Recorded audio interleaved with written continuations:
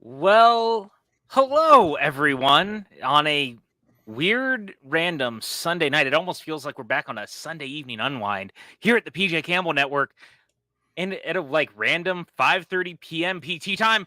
What is going on? It's me, it's PLD.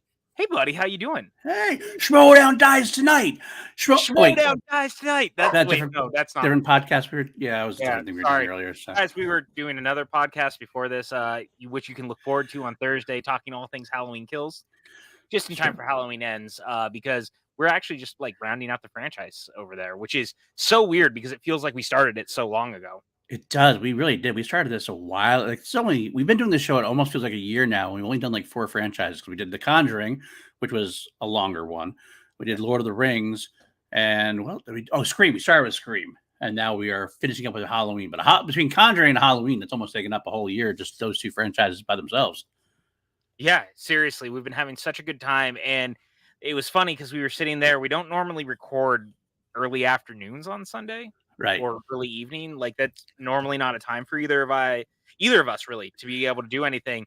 And so we were both finishing recording and wrapping up, and we were sitting there, and I was like, "Well, I've got time, and you've got time."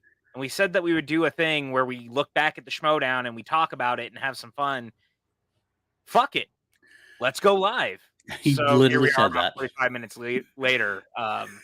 Because He's like, I had to get a beer, He's like, so what are you doing tonight? I'm like, nothing. What are you suggesting?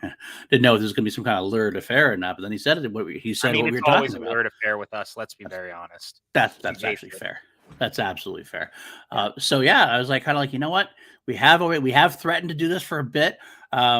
We probably were trying to try to be more organized and get guests and everything else. But then we kind of like, you know what? Fuck it. If people are around and we see them, we'll hop them on. But otherwise, it's going to be just our perspective at the show and spectacular and everything else going on. Because you've probably heard from a lot of people involved in the show. I know the Rundown had a great final episode or so with 1,000. We had a cameo in the beginning. That's right. Everything else. But a bunch of them were on there talking and everything else. It's a lot of fun, this group, I gotta say, this whole Schmoedown community. And so we want to take the time and get it's our turn, I guess, because ultimately at the end of the day, we were the behind the scenes people. You didn't always see us. Now, over the last couple of years, you and I have gotten more FaceTime than I would say Chris really ever got in the time that he was running the show. And that almost was sort of by design by you and I. But ultimately, I'm really glad that we did, because it gave a different perspective, I think, from that people weren't really used to. So with that in mind, as you guys can see here, I do have a Streamlabs account. If you want to hit that link, it's in the chat. I'm sure Brandy can also take care of it. I believe she is still a mod here at the channel for me. If not, I'm about to mod that power to her. But send your comments, send whatever you would like to send. A little bit of money goes a long way. I'm barely just starting to work again, so anything helps. I do appreciate it. And I'm just excited to talk about whatever you guys want to talk about. And I do want to pull this up real quick. It was such a nice thing to open up the stream to before we'd even started. But Brandy said, "I'm so proud of you gentlemen and all the hard work you put into the Schmoedown. I hope you truly take the time to appreciate what you've accomplished." And that to me is honestly, so heartfelt. It almost makes me feel better that Jake Yakavetta is in the chat. Almost. Almost. But then he posted the Streamlabs link in there, so I can't be mad at him. So he's decent enough people. He is good people. We all are good people. In this community, it's made up of a lot of good people. So I'm very happy to be a part of this community, and I really do appreciate what people have to say. Whenever anybody throws up that hashtag Team Question Writers, Brandy's always also been one of our most vocal supporters, and made a difference because, like you said, we were a little more of a public face than Chris was, and partially that was because we both came from a different side than Chris did. I think in a way, we actually had our shows before you had the PJ Campbell Network. I was on Call to Action, doing we were fans after show. We were fans, exactly, but we also had screen time already, kind of thing. So we already had a vehicle to kind of also we could talk about ourselves a little bit as far as the show go, and it let us open up the door so that some people could see a little bit behind the scenes and everything else, because we as fans loved when we got a chance to do that as well, to be honest with you. So it was a great way of being able to continue to do that. It really was, and it was so funny because I've talked about it before, I think, and it was always the gateway into this was so wild for me because I was doing after shows at the Stream.tv, which is where AMC back in the day used to do movie talk. Mhm. And the studio space was used kind of throughout the week by other people, and I met Josh McCouga in passing because he was doing an after show for a show that was on FX at the time. Okay. And he and I were just kind of talking, and he was like, "Hey, you should come over to Collider and see the tapings and come out because I know that you like that stuff." And so I was like, "Okay, sure." And I remember going, and right before I left, Christian poked his head out and goes, "So you're coming back tomorrow, right?" And I was like, "What's tomorrow?" And he goes, "Oh, we're taping our first free for all, and you should come. You should be a part of it." And I was like, "Sure, okay, I'll see what I can do." So I call it out of my job to go to this taping, and that was the day that I met pretty much everyone, and I continually kept showing up, and I would text Christian, and I was like, "Hey, do you mind if I came by?" And he eventually was like, "Stop asking me. You're fine. Just come." Like, he was like he put his foot down, and he's like, "That is enough from you. Stop asking me questions. We already welcomed you. You're fine." Your family already, pretty much, is Yeah, what it was. so 'Cause that's what it that becomes. that's what it becomes, and that was 2017, like March 2017, and here we are all these years later, and you and I, for the last couple of years, we're writing together, and Yeah, we got to take the show out, man, and that was a big deal, I feel yeah. like, because I've always loved a good series finale, and we got a chance to do our own. Absolutely. I will agree with you about everything you said. I'll throw my little story in there for anybody who doesn't know it or whatever. I definitely came after PJ, but I was a big fan of the Schmoedown ever since the beginning. Of course, I live in New York. I don't live in LA, so I couldn't really go to tapings or anything like that. But I happened to become fans of Team Action when they joined up. That was like I mean, I liked everybody before. I loved Mark Riley, I loved Dan Murrell, loved Sam Levine, all that stuff. When Team Action came on board, that was like my shtick, though. I was a big wrestling guy. And I loved Andrew Guy being as heelish as he was. He used to make me laugh. So I glommed on Used to, to he Ben still Drew. makes me laugh, let's be real. So I joined up and watched their podcast on the side. I kind of wanted to veered right and went to watch Action Movie Anatomy, and I got in with them and started working with them. And then I went so through that I came back to Schmoedown, and through you and other people as well. I mean, Christian actually got me involved slightly first when he wanted me to do Coming Up Next with Jen Sturger and Brad Gilmore. So I started working with them. That was a brief little show we had, which was good. It was a fun show.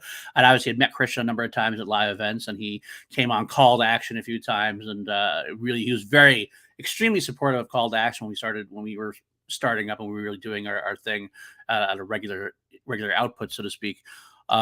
But then, so he had me on Coming Up Next. And I remember after Coming Up Next was done, we kind of ended after like, I don't know, 7 or 8 episodes. And I kind of wrote him a quick message like, thanks for the opportunity. Hopefully someday, we'll get to work again. And he just came back and said, "Oh, don't worry. You're going to be on something very soon. I'll be in touch with you." And I was like, "Oh, okay, sure." It is very cryptic way as Christian can be sometimes. In a Yeah, brief and little input. so it's very funny when you bring that up too. Oh my God, there's a Wild Marzonia in the chat. Ooh, Hello, Alex. yay, in the Oh chat. Look at man, that, if you man. guys haven't, please head to his Yes. Spotify and give his music a listen, a follow. Alex is one of my all-time favorite people. He and I met through the show, like you and I met through the show, and Okay. he is like literally probably one of my closest friends in the entire world, next to like you and Sean at this Yeah. point. And he and I lived together for a long time, and we have had many, many adventures together. I love that man very greatly. So, Alex, it's good to see you. Cheers, my friend. Um, I agree. Alex is also a friend of mine now through the show, and I'm actually happy to still be working with him a little bit because he works on a CN Live, obviously, and I'm working with Christian, the big thing. So we get to talk Patreon stuff. We get to have that interconnection that we had for years. So, cheers to you, my friend. Good to see you as well. yeah. Your little thing you're talking about there about your time of getting another gig and offer came from the fact that when we started talking about doing FCL, Christian had very much been like, "Hey, I really want you to help try to like figure out how we're going to put this together, and I really need a head writer. Who do you think?" And you and I had been hanging out and talking for a little bit, and I was like, "Well, I really like PLD. I really trust him. because I thought you had a lot of the same sensibilities I had, and it all kind of came from there was some controversy over a question, and you guys had talked about it on Call to Action when Call to Action was still like bigger, and you and I kind of got into it about it, and then we started talking, and we were more like, oh, actually, we're kind of coming from the same place, Right. and then I realized I was like, ah, no, he's one of the good ones, so I was like, all right, fuck it, like let's go toss PLD over there and let's see what happens. What most people don't realize about all this is that along the way, you and I just kind of started working tag team on both FCL and MTS. Without really asking approval, we just kind of just started doing it. Like I was writing MTS, you were writing FCL, we were both writing the same thing. It didn't really matter. We were just writing questions together. Yeah. That's how it expanded over the time for you and I to just be like bullshitting now. And, you know, you guys can blame Christian for all of it if you want to. If you're tired of hearing our voices, this is all his fault because that's why we podcast together now. And it's why we, you know, very successfully, actually, as it turns out. I'm going to hype it up a little bit, but apparently our Halloween 2 Rob Zombie podcast was like in the top 200 of entertainment podcasts when it dropped last week. Yeah, I got this email from like these podcast stats people, and I was like, really? I didn't. Oh, okay, cool. I mean, I don't pay attention to stats very, very often. I don't look at them because I don't do this for like the stats or the money. I do it because I love doing it. And if people listen, I'm happy if one person listens. Whatever. But I got this email about this. I'm like, oh, that's fucking sweet. Who knew? Yeah. So I'm always going to be like, oh shit, we're doing something. And so if you're tired of hearing our voice, it's not going anywhere anytime soon. Yeah. Oh no. Gotta say that. Gonna just put that right up top. Hashtag blame somebody else, not me. Not my fault this time. For once, it's not hashtag blame PLD. I can't believe I'm actually saying that out loud. What a weird thing to say. But yeah, man. So when was the first time we met? It was New York, right? It was New York, the very first live event in New York. So there was a live event before in LA, right? They did the first live event was in LA, right? We've done a couple of LA things. The first time you guys came out to anywhere but LA was in New York. I was already working with Ben that time, so Ben let me know the surprise that Ben Bateman, by the time Ben Bateman was making the surprise return, right? Or he came out, his boss is back kind of thing, and no one was supposed to know about it. He let me know about it because we were talking, we were working. I remember after the event was over, they were doing the meet and greet, they did the pictures and everything else. Yeah, Jake, I'll let it go for now. Thanks, Chris. I missed being back here from time to time. And so Ben told me to stick around after the crowd had left so we could hang out and talk about the thing. And PJ came up to me, like, you know, it's like kind of like he's working with the crew, he's getting his stuff, getting the wires together. He's like, yeah, man, you got to go. The crowd's got to. You're doing your job. Do your job of trying to be nice about it, trying to be very cool about it.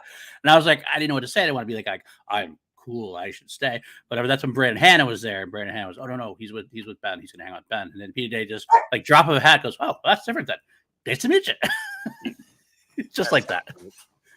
And I was totally sober then. You didn't even have to worry about if that was like a, drunk face or not. Same.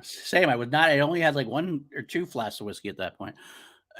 Yeah, only. I was working. I was not. You were. So, Exactly. And that feels like a lifetime ago, that first New York show. Doesn't it really? It's only a couple of years, but like it feels like a long time ago. It's hard to imagine we never didn't know each other during the Schmoedown. It's really hard to imagine that. The New York shows were always my favorite, to be honest, because it felt like, no disrespect, we took it to a lot of really great places. And for a lot of reasons, Atlanta is always going to be quite the remembrance and memory because it was also our last live show right before everything went to hell very fast because of COVID.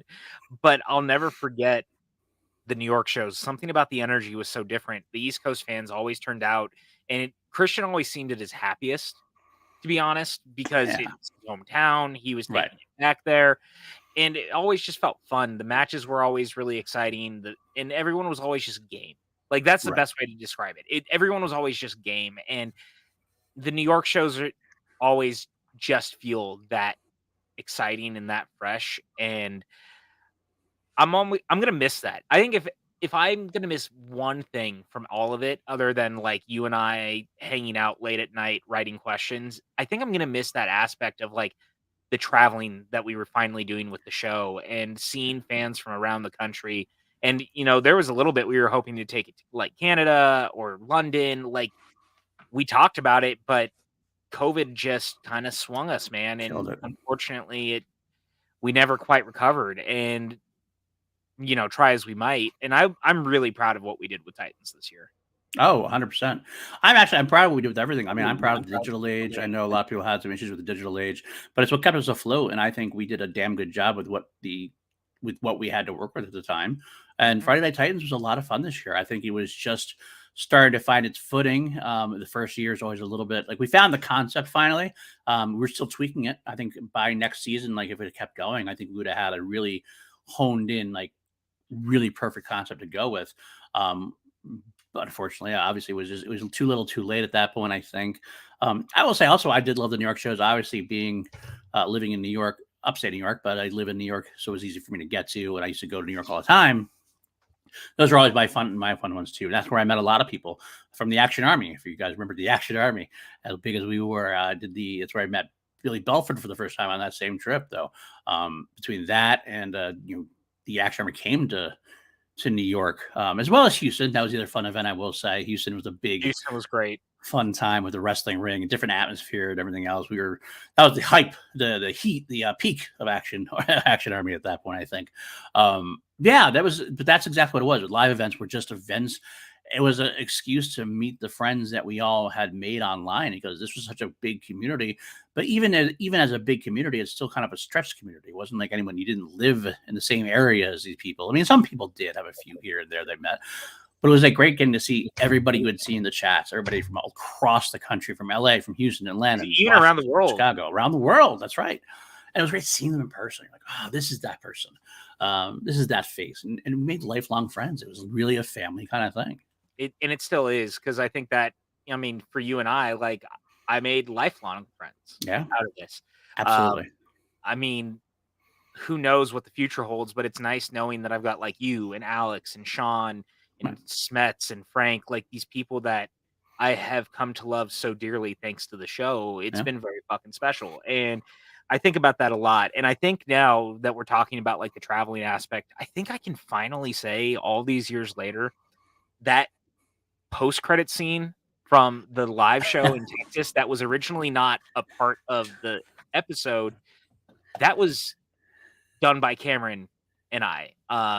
Cameron Rice and I had pitched to Christian the Rocky 3 ending with Roca and Merle while we were in Texas, because we walked into Booker T's gym, and when I walked into the back, I was like, "Hey, Christian, are you getting strong Rocky 3 vibes?" And he goes, "Yes, thank you. That's what that is." And I was like, "Why don't we shoot the end of Rocky 3?" But and he was like, "Yeah. Who do we have? Dan and Roca are here." And I was like, "Well, why don't we shoot the end of Rocky 3 with Dan and Roca?" Right. And he goes, "That's a great idea." So we like got through the night, and we hadn't shot it yet. We waited till the end. And so that's why when you watched it live, if you had paid for it, there was no cutscene because we hadn't filmed it. So as we were packing up and everyone was leaving, we waited until everyone basically left. And Cameron and I stayed back with Dan and Roca, and we shot and blocked the scene with them.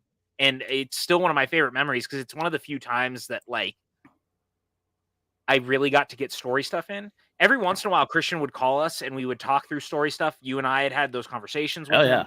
And so we were always kind of there and listening, and we were kind of soundboards, and he would hear us out. But I never got to pitch or shoot in that capacity that I did there.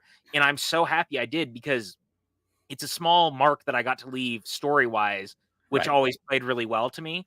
Right. But also it led to being able to be creatively involved in the show in a way that Christian's like, actually, you do get what we're doing. And so eventually it led to when Chris decided to step down, he came to me.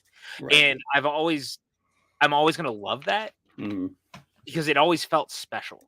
And that was always very, very cool. And I love that scene. That's one of my favorite scenes we've ever done. And not just because I like doing it, but like, I always thought it was special and it made sense. And it was the one thing I wish we had done more of. And you and I have talked about this privately. I wish we had spoofed movies more or done more like movie homages in that capacity. Because it was there for the taking. Right. Right. It was there for the taking. Yeah. I wish I had that in input. Like even having that would have been great. I mean, I can say this on there now. I guess I can say it. Yeah, I can say this on there. At one point this season, Christian had been pitching a lot of things to me, and I've been talking back and forth and giving him other ideas on things. Like he always came to me about names and stuff. But of course, I was actually technically hired. One of my positions with I had several positions in the Schmoedown throughout as behind the scenes stuff. They were gonna put a story group together. It was gonna be like myself, I think Andrew Guy and I think Brad Gilmore and Christian and I were all gonna get together and actually sit down and do it and do a complete storyline thing. But then like it just that the COVID thing started happening and everything else, and we ended up running out of steam, and then the cancellation happened, so it never ended up working out. I was actually psyched to be able to do that. Things happen, though, unfortunately, and that's the way it is. That's just the way it is. But I was happy to even be considered to be a part of that. I wish I just got a chance to really grab a hold of that and move on it, but it is what it is. It is, and I think that people there's especially like I used to frequent the Reddit quite a bit. Mm-hmm. And I think that people didn't really realize how hard it was on all of us behind the scenes having to like lived with the knowledge that this was over for so long. And Yeah. more than that, because we were living with it for so long before it was like out in the public, it meant that a lot of us privately were talking amongst ourselves about how did we not get this bigger? What did we miss? And so there's a lot of that type of stuff now where you and I will look back and like you can't help but like almost armchair imagineer this, if you will, and Right. go, if we had just done this more, Right. maybe we would have gotten farther. And like even that story group thing is a part of it where it's like maybe if we had that story group, maybe we could have, just Done pushed this. it over. And like I think about that a lot. I Yeah. really do. And it's hard because I love this show and I love everything we were doing, and it was so special. I think part of people don't understand too is a lot of us wore multiple hats in the background as well. We were doing multiple different things, so that tended to end up like cutting into some of our things. Like we would miss some things here and there because we're doing a lot of different things. Because it was actually a lot of money. The show is a lot. It costs a lot to produce. It really did. Like More than people believe. Right. And so like we would do the best we can with things we had. And it's not they weren't cheap. I don't think they were being cheap about it. It just that's just how much things cost and everything else. But because of that, we always kind of feel like we could have done more. We could have expanded out more. We could have maybe gotten more people involved even more. And then really it could have been an amazing thing that could have just avalanche as it kind of came down. But again, it just wasn't meant to be at the times. No, and it's so funny because I now think back to last week on Reddit, the night of the finale, or a couple of nights ago, I guess. Somehow, some dude had responded to you on Reddit about we definitely missed the Princess and the Frog one. It said 2010s instead of 2000s, and it was one of those. We never had a fact checker, and we were always working very hard to make sure we catch it all. But you're doing a lot, and there's a lot of moving parts, and no matter how hard you try, you don't always catch anything or everything. And I for the longest, I wanted literally just one person who was like a fact checker. Yeah. That was always my thing. I told PLD that all the time. I was like, of all the things in the world that I wanted a proofreader fact checker whose only job was to look at everything we ever wrote and make sure it was factually always correct. Like movie release dates, that kind of thing. Yeah, absolutely. Because you guys don't understand. I don't think you guys understand how like hard we took it when we fucked up something. Like if there was a mistake like that 2009 thing, we'd look at each other because especially this year specifically, even if we couldn't be in LA watching the tapings, we would be on Zoom together, or we'd watch the show. We watched Spectacular together on Zooms. We'd watch tapings and everything else.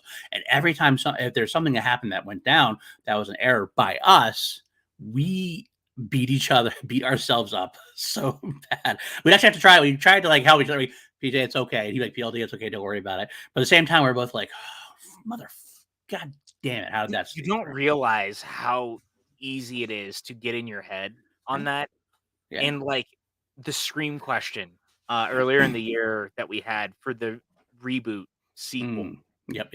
We had put 2021 instead of 2022 because it was originally a 2021 release, and I had totally spaced on it while I was writing it. If I had just put 2020s, it would be one thing and we wouldn't even have to worry about Right. But because of that, I hadn't thought about it, and I was beating myself forever over that question, and I was just like, "God damn it, like, how do you miss that?"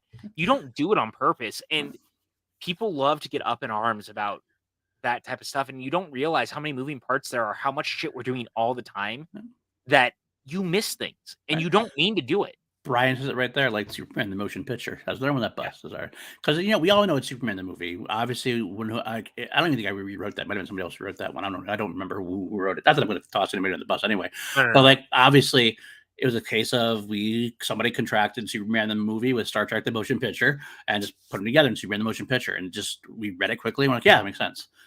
After that happened, we're like, oh, man, that fucking sucks. We tried so hard not to have that happen. But that's just one of those things, right? Like, I will say that the at least 99% of the competitors were very understanding, and they got it and everything else. They get mad. Sometimes they get mad at questions, but overall they'd be understanding about that kind of thing. I'll say this too. Yeah. I would say most of the competitors were always super fucking cool to you and I. Yes. All things being equal, I actually never ran into a ton of problems as far as the questions were concerned. Right. Because people understood the job we were doing, and you were writing 5, 10, 15, 20 matches a shoot date. And that's not an exaggeration. 5, 10, 15, 20, that was actually true. Yeah. Like, we were sometimes writing almost 20 matches per shoot day. Right. And even in digital era, we'd have like 3 or 4 or 5 matches taping in at a time. We'd still do it the same way. We'd take a Saturday match and take out a Saturday and just tape matches. Or we were shooting them during the week, and you were doing 2, 3 matches a day, 4 or 5 days a week. Right. Or be quick. Or there were times, honestly, when like we'd get a call saying, okay, this match is going to go up tomorrow. Okay. And we'll do it. It was never easy. No. And sometimes that's a scheduling. That was a scheduling thing. Like sometimes it just happened to be like we were trying to get these two together. They couldn't get together. All of a sudden, somebody's scheduler freed up. Oh, I'm free tomorrow night. I can do tomorrow at 3:00. We get it like 10:00. Can you get them together by then? Yeah, we can do that because that's what we want to. That's what we do. We want to do that. We want to be able to help out the show as best we can. Yeah, we can write a match, but sometimes that's just quick. I have to do it quick like that. I mean, I think I can say it now. You can say I'm saying. So what are they going to fire you? The first, I know I'm going to say that a lot. So the first time we had Paul Walter Hauser play, right before the match started, Christian was looking at the round one and he called me privately and he goes, "This seems really fucking tough. Do you think you can change it?" So like legitimately, I spent the entire time they were like gelling and getting ready for everything. I was rewriting it with you quietly in the background. Yep. And we rewrote the round one, and Christian was happy with it, and Paul was happy with it. And the thing with those matches in particular, like him, Kevin, and Jericho, and like Brittany Young, any of the times that we had like the celebrity players, I know people would be like, "Oh my God, these matches are so easy," but you want them to have fun too, man. Right. And to this point, I was talking to Kevin Smith last week. That sounds so much like I'm dropping a name, but it's more to establish the point. Right. Kevin said to me, "Thank you for making me look good." Mm. And you guys have to remember, no one wants to bomb a match, no matter how bad. And you can study forever, and sometimes we would throw curveballs. And one of those times, I got raked over the coals by Christian for Janine Barbarian last year. Yeah, because it was such a low scoring round one from both of them. Yeah. And I felt bad about it. And it was never an intentional gotcha sort of thing. But the other thing people don't realize is the two of them had taped matches like a day and a half before and were like forced into playing again because we were trying to get through the singles turn. Right. And I'll never forget that. There was a howl outside and now the dog. I apologize. But it was very interesting. We really would run into those situations where even if I thought the questions weren't that hard, if the competitors hadn't really been studying in some capacity or they were on a quicker time crunch, that kind of thing would happen, and I'd feel bad about it. Yeah. We never wanted to see anybody buried. We always, whenever a squash match was happening, we would be like I said, we were watching it being taped. We'll be like texting to each other, talking to each other, and like we'd be like, "Oh man, this sucks. We hate watching this. We feel bad." Like there are times when like someone was like when someone was really tanking that, we were like, maybe we should change like question 10 because we thought it was harder or something like that. Like, because we don't want anybody to die out there, because like you watch the light die in their eyes and you feel bad about it. And it led to a lot of different questions, like what's the Schmoedown's game level? Is it supposed to be hard? Is it supposed to be easy? I mean, we got many times we wrote things that were too hard. I'm not gonna lie, man. I got that conversation from Christian a few times, especially when it comes to the FCL stuff, which is supposed to be even a lighter form as a developmental. You weren't the only one who got those phone calls. I know. But I think we eventually found a right rhythm. I think we still eventually did good. But even when we were at our best rhythm, we still would make a couple of boo-boos here and there as far as, yeah, we thought that was easy. They didn't think that was easy, and that's okay. Or we thought something was harder, and it wasn't as hard as we thought. Yeah, that happened too. Were a perfect example of that. And I will fight anyone complaining about the way that the 5-pointers were this season. Y'all wanted, I would see it for hours on end, months on end, years on end. How do you balance a 5-pointers? 5-pointers are way too hard. Yeah. Guess what we did? Every 5-point question was either name the movie or like name a lead actor from the movie in some capacity. Right. And that was to cut down on people complaining about that stuff. And yet people still found a way to complain about it, no matter how hard we tried. And I will never forget that. And it always comes down to it's easy if you've seen the movie, and it's hard if you haven't. Yeah. And people don't seem to get that. They always would jump onto that. I understood that. I never would complain about a 5. I very rarely would complain about a 5. I mean, obviously, if you're in a place where you're asking people different questions, there's no way to make it completely 110% equal. No. The only way to do that is to ask them both the same question. That's not what the game was. And here's the part where I get to finally blow up all the things that people complain about. I saw this going around quite a bit before Spectacular 7 about some stuff that was said on Top 10 by Matt Nost and John Roca. Two people who, by the way, this is not a mark on them. I love them both very dearly. Top 10 show is one of my favorite things in the entire world. I have a great relationship with both of them. There is a fundamental misunderstanding about the way that we handled our question writing and the way that the document was presented. It was not that there was easier or harder questions for people to pull from. It wasn't like that. No. We would write enough questions to get through a weekend or week of matches. Right. That meant in doing that you had several questions that were 5 points, but you could choose. The only thing that PLD and I did in that time to fix that was make everything basically name the movie. Yeah, that's how we balanced it. Right. That was our balance. Because if you did that, there was not as easy ways to complain or feel like someone was being gypped, because you're not asking for the 5th, 6th build person in a movie. You're either asking, you're asking for the 4th, 5th, and 6th build person to know that they were in the movie, but you weren't asking for the movie itself. Right. Or you were asking for the movie itself instead of the people. You understand what I'm saying. The point is, that's what we did. I'll also push back on one thing. I don't remember if this was a top 10 thing or not. I can't remember where this came from. For round 3, the numbers absolutely mattered. Yeah, they absolutely mattered. Are you kidding? We had a grid. Each match had a grid, and 1 through 50, 1 through 20, whatever had whatever category it was. So whatever they picked, that is legitimately the category they had. Yeah, there's never a chance of we're picking this category for you or this whatever for you. That's what it was. And so this season in particular, one of the things that I did was that we had, I think, 45 categories last year in round 3. We ended up bulking it up to 60 this year. Yep. And so what we did was I would take all those categories and I would randomize them. So whatever the order was per match, for 3 matches, that was going to be the order. So whatever the randomizer on the internet would give me, once I put in all the categories, those 3 matches would be that order specifically. No one could know what was going on because I was always randomizing them on the internet.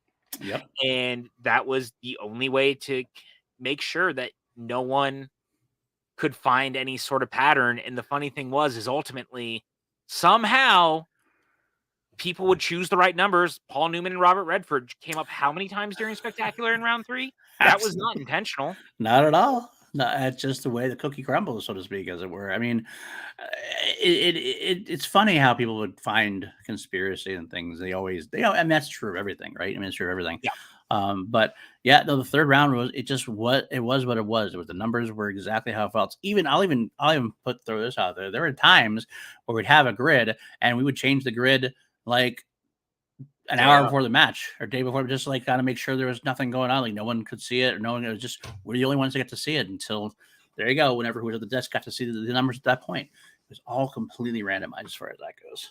So yeah, we spent a lot. I don't think people realize how often we were spending time monkeying with stuff until the matches would air. Like I was never comfortable with a match, even if we had taken 20 hours on one match. Oh yeah, I was never comfortable until we were through the match. Oh no, absolutely, and especially for championship matches with speed rounds and stuff like that. That was like, whoo. Look at this. Look at this, Jeff. Look at this juicer. This guy. What the hell? Go back to Pizza USA. He's just mad there weren't more Bernie Weekend at Bernie questions or something. I don't know. That could be true. Oh, he said JK. I still haven't watched it yet. Thanks, Justin. Appreciate the support. But and also, guys, if you have questions for us, put them in the chat or send them over to the Streamlabs if you're able to. That would be great. It helps keep the lights on. It helps me have food on the table. Because I want to answer your guys' questions too. We're 37 minutes into this. 37 in a row? In a row?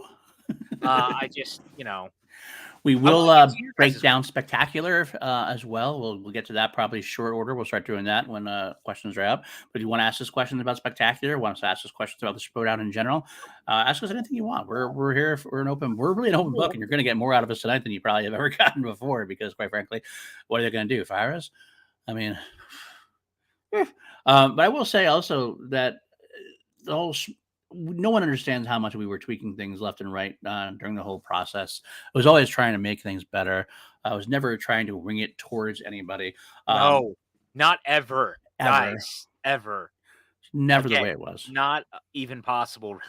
Really, it really wasn't. The only time it ever came close to that was maybe in Spectacular because it was a different kind of thing. It was a series. This current Spectacular, the series finale. Obviously, we were throwing some. If you haven't watched it, sorry, but spoiler alert. Guys, spoiler alert. It's a week old at this point. Come on. You got to know that we threw questions out that we knew people knew because they were throwback questions, they were callback because it was a series finale, and that was the fun we had. We decided a long time ago, as soon as we found out this was it, we were going to throw as much throwbacks as we could and make it a true series finale. We didn't worry about the competition side of things as much. Not even just that. It was also, we went into it and PLD and I had talked, and we realized that there were only 50 questions that we could write that we knew would be read out loud. Right. That we could write. And I'm only saying 50 because I'm going to be honest with you guys. I love Star Wars. There was nothing in the Star Wars League at this point that I felt like I was going to be cheeky and clever about. I found a way, thank God, to do both the ET bit and the Remember the Titans one, which we got to thank Bibbs for. Bibbs was the one who came in clutch with the Titans question in Star Wars. We had started down that alley. We were trying to find out the best way to word that. We had thrown it together. We were trying to connect Hayden Panettiere with Hayden Christensen. We actually talked about a movie release date possibility in there, but then when we talked to Bibbs about it, he kind of came up with the final wording of it. That's perfect. We want to get that way. So we tweaked it a little bit more, and then we went in there and it was good. Yeah, and I've seen a lot of pushback. That wasn't a Star Wars question, guys. It was in the prequel trilogy. Name 2 of the movies. You had a 50 shot. I mean, I'm going to be honest with you. The match didn't come down to one point, and it was fun. Yeah. The point of the entirety of Spectacular 7 was to be fun for everyone who watched and everyone who played, and it was. Did you see how much fun they were all having? Yeah, the whole crew, the whole thing. If you weren't there, the whole atmosphere was just very cathartic feeling. We had a bittersweet moment. Obviously, Jen Serger got us all crying at the end. We were all kind of sad and everything that it was over, but it was definitely a party. It was like an Irish wake for most of the night, most of the day. We had a lot of fun times, a lot of throwbacks, people throwing ribs at each other left and right. It was great. I think that honestly, everyone else saying that, they can go at themselves. Sorry, love you guys all. I love that Star Wars question. I thought it was fun, just for the look on Dimilata's face when she realized that's a real question. What? Perfect. Oh, it was totally worth it. And so I got to say real fast, we did get our first Streamlab in. So I'm Okay. going to have to bring that up for you. I'm going to pull it up here on the screen. And this is a donation from none other than our friend of the show, Jake Berlin, who said, now that the MTS is officially over, full transparency, which after show was your favorite and did the best job discussing questions, and why was it? POV. Wow. PJ, do you have anything to say about that? I'm going to have to start with you, sir. Anything to say about that? After show thing. You know what? I gotta say though, I'm gonna say it here, and this is no disrespect to you, my friend. Obviously, you know I have nothing but love. If it wasn't for that show, you and I may not have been as friendly. That's true. That is very true. I love what you guys did, but no one came in as clutch, quite as well as POV and not messing with the writers. Oh, absolutely. They did very well. They treated us very well. I really mean that. Jake and everyone at POV was always so kind, especially to myself, to Abby, to Jose, to Jeremy, to you. They always went to bat for the writers in a way that no one else quite did. It was easy to blame the writers for problems, but at the end of the day, POV treated us so well and helped really get rid of the stigmatism around the writers, which was something you guys started to do after the fact. And part of it was because I started doing my thing. Every time I would sign off during COVID, when we were doing different things on the network, I would always say, be nice to the writers. We're only human. I think people didn't really remember that. So it really mattered to me.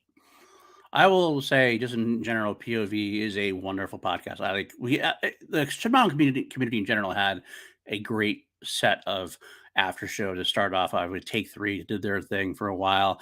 I think we took the ball and ran with it. I mean, Rundown did their thing also, obviously. And Call to Action did their thing for 2 years. We won 2 years in a row. We won 2 years in a row. Yeah, but I gotta think. Jake said that our Remember the Titans question was the best question asked that day. That's the first we got there. Jake gave me a little cheek on POV. I watched it and I was in there. I was in the chat for it, so I had to give a little cheek back. Jake said something about that they were in the awards show seeing Call to Action win, and that's fair. Call to Action win, and he sat there. We're gonna win, and we're gonna go up there and do that one day, and we did, kind of thing. And I went, well, Jake, you did. That's true. It's after we kind of half semi-retired, but you did. No promises, Lego. I cannot confirm nor deny the rest of it. I don't want the government breaking down my door. Either way, I just will say I think Call to Action did a great job for their time. Then after we won their second award, we did pull back a little bit. But no shade meant to POV. Took that ball and ran with it, and are completely deserving. And I'm actually happy that they were the last. There's a bunch of out there. Beyond the Schmoedown is great. Beyond the Schmoedown is phenomenal. LGR did their thing, of course. There's a bunch of different shows that did their thing. Excuses. Hey, the one time we really went head to head, this guy made the acceptance speech. That's all I gotta say. Come on now. I'll say this, to all of the. Although some people said we shouldn't have won. That's true. I also want to give a shout out to Dan Brunner and Aaliyah, who were doing their podcast back in the day, because if it wasn't for what they were doing with their Schmoedown podcast, Mike would have never been heel. It was thanks to their podcast and the alternate universe what if of turning Mike heel on the podcast that made Christian go, wait, Mike should be a heel in the show. And I love that. I love the I always thought that was such a big deal. So, well, that's the greatest thing about the after shows, what they did. We actually did have influence on Christian and the show itself, because Christian damn sure was watching. He was damn sure watching, because he gave us some great support over the years when we did Schmo Baits. He loved Schmo Baits. That's true. Well, hey, no, actually, it was given to me, Jake, because you guys, I couldn't make the last time. I couldn't make the last award. I couldn't make the award show. So it's because he didn't want to be around me anymore after I'd been drinking. I apologize. That could have been it, but but every after show, Christian watched us, and we all had our definite influences on it. We had Chilled Action. Christian used to throw people our way, and POV really took it with some great. POV had the great ladies' night, and they did a wonderful job with that, and they had great direction on the show, especially having Molly and Jilly and Jake and Brian were also awesome. So it was kind of a great little train of people going on. I will throw out there though, considering that I did work on the rundown this year as well. I am The only one that was on 2 award-winning podcasts. Why you gotta be like that? Because Jake declared war on me, damn it. Because Jake declared war on me. No, in all rights, I love Jake. I love CPOV. They know that we're really good friends. I'm only jealous that I never was actually invited on POV, despite having invited POV on Call to Action. I'm just going to throw that out there. All right, so I have nothing to do with any of this because I was not part of any of the after shows, and I just feel like I had nothing to do with any of this. That's all I want noted. This is in lieu of the after show award this year, pretty much. That's what I can see that the battle that was. Alan Smithy says No Chill was one of the best after shows. Dylan and Nat can really interview Schmo. I will throw that out there. I said retire from after show because I would have to do question writing and stuff. That's why I had to say. Are you trying to say you're better than everyone else, BLD? Not at all. I'm just saying that's why I said I retired for after shows because I was too busy writing questions to do anything on Call to Action at that point. Unfortunately, I mean, but No Chill was great. I don't think people realize also during COVID we did more matches. I think during both COVID seasons than we had done in the entirety almost of the Schmoedown's history. Yes. I was up until god awful hours working. Because we were also doing the FCL during that time too. Yeah, exactly. So we had all these matches plus another cadre of matches we were doing. I tried to balance like the ease of the MTS versus the ease of the FCL. I was always trying to balance things left and right. It was adding things, taking things away. Whew. Things happen is what we're getting at. And I'm very proud of what we did. And I continue to be proud of what we did.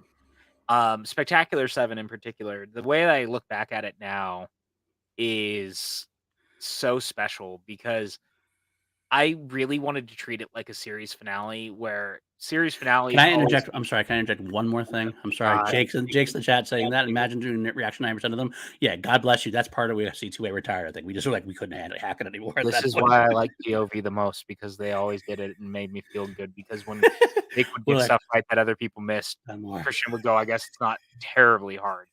So I appreciate that. All right. Jake was the real MVP. Jake is awesome. Jake hashtag Jake for the Schmoedown. Anyway, boy, I don't even remember where I was going. Thanks a lot. It's spectacular. That's where you're going. Oh yeah. I'm really happy that you and I got to treat it like the series finale we had always wanted to be. And that meant it was fun, it was meta, it was cheesy, it was over the top, but we had the fucking best time, dude.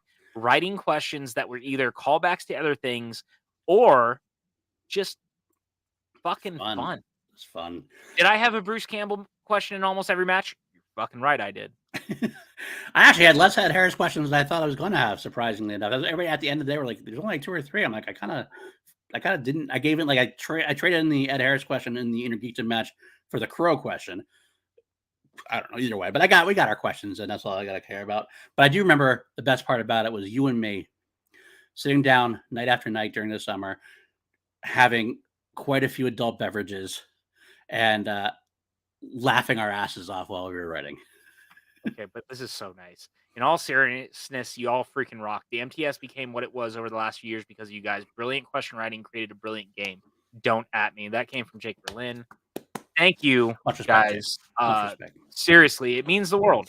And I really don't think people realize just how much that stuff mattered. We didn't hear a lot all the time until we were more vocal about being involved, that people actually liked the questions.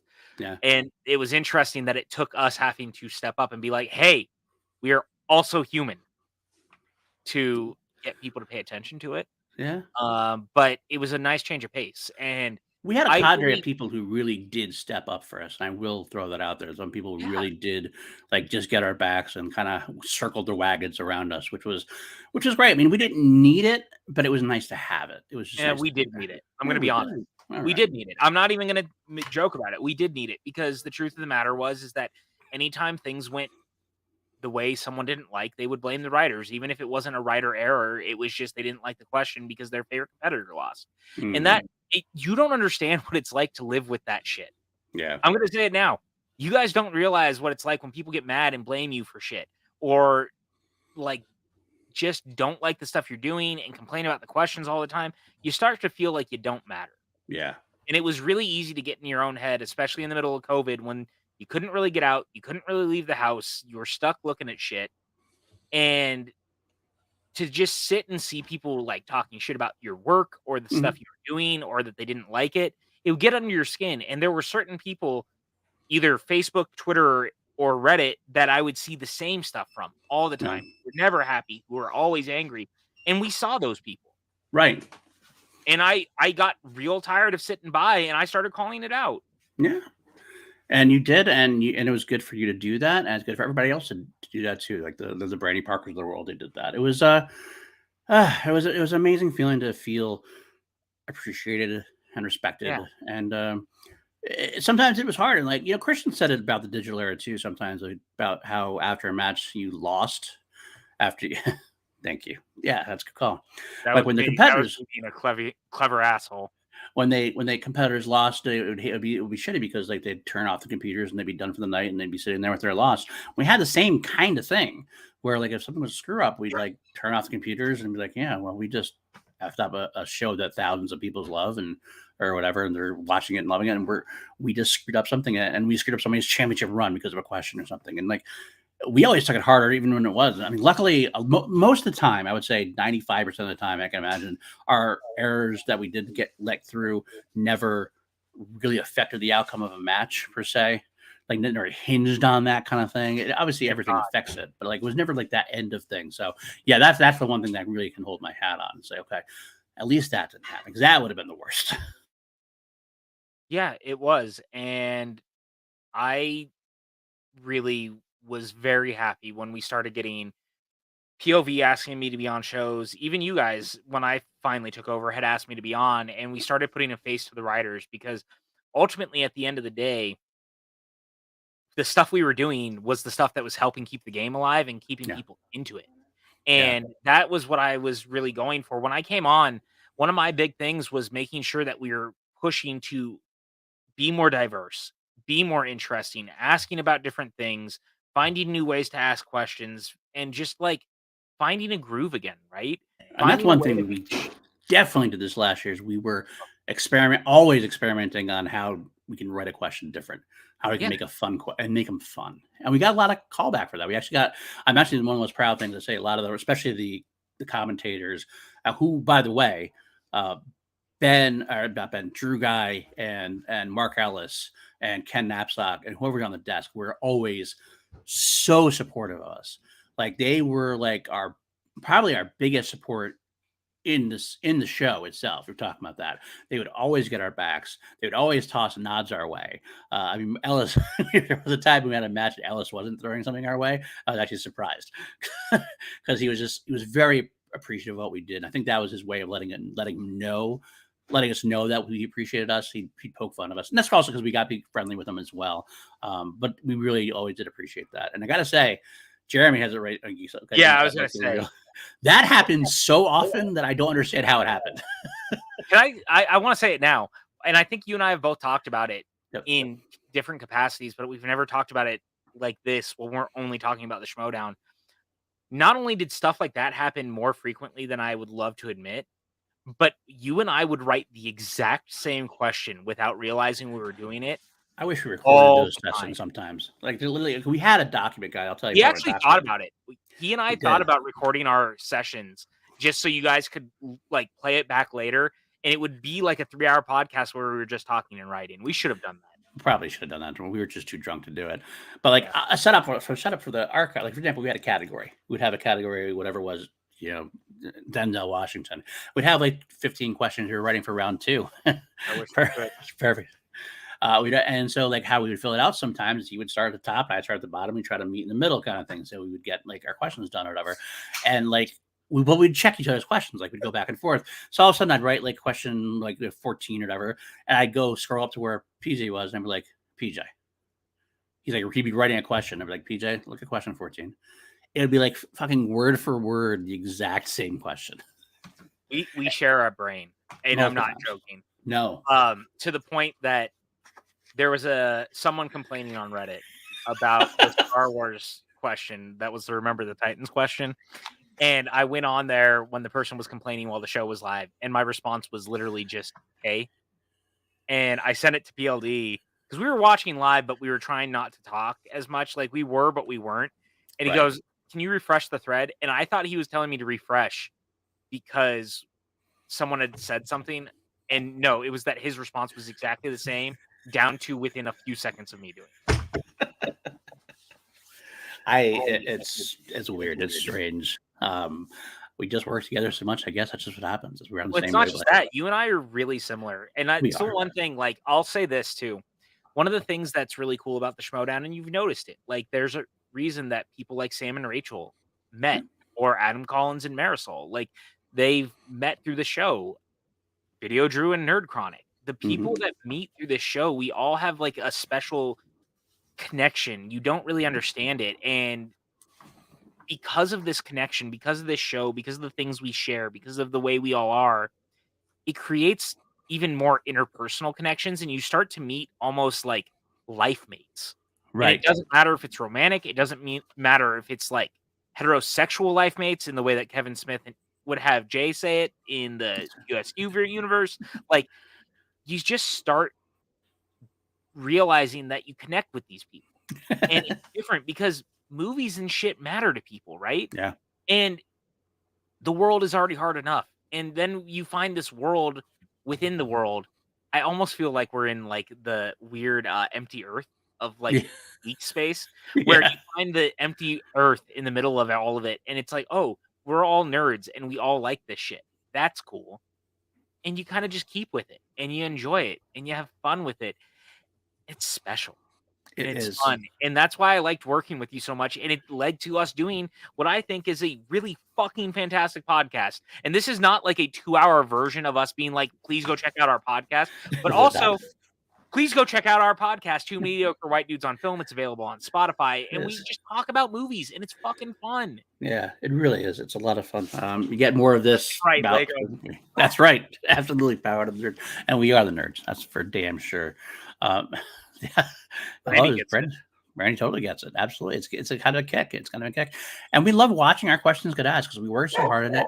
And we love the reaction to our questions from the different writer, from the different competitors, from the boss, audience. from the audience. That's why we were waiting. We obviously filmed Spectacular in the beginning of August. 2 months ago. Like August 3rd, whatever it was. Either way, we waited until like when it debuted live because we wanted to watch it with everybody in the chat. We wanted to see everybody's reactions to it. And you guys who watched it there did not fail us at all. Like we were loving watching it along with you guys. You had the comments we were hoping for, you had the reactions that we were hoping for. And we did everything we were supposed to do. I mean, speaking of that, should we go over Spectacular a little bit and go through the night as far as like the matches went? And I mean, look, what does the chat want? Do they want us to talk about Spectacular? Do they want to hear us just keep yammering on and sending us Streamlabs to point us in the direction? Because all of it can be done. I want to see what you guys want. We're here one last time. Again, that title ain't wrong. This is it. I ain't talking about this shit again. This is like, unless Christian comes to me and is like, hey, I want you to talk about the show. Like, gonna be honest with you guys, this is pretty much it. The show's over. PLD and I were saying goodbye to it. So this is our time to do it. Yeah, like, this is it. And we'll be here as long as you guys want us to tonight. Yeah. But this is it. I'm not doing this anymore. I think we only have maybe one more show with Danny that we had promised her we'd do. But I'm not going to do anything else because the truth of the matter is it hurts to say goodbye to it a lot. We said goodbye to it 2 months ago. I said goodbye to it again last week. And now I'm saying goodbye to it one more time with you guys because PLD and I had to have our version of this. Like we couldn't just be the part of someone else's show. We had to do our own thing.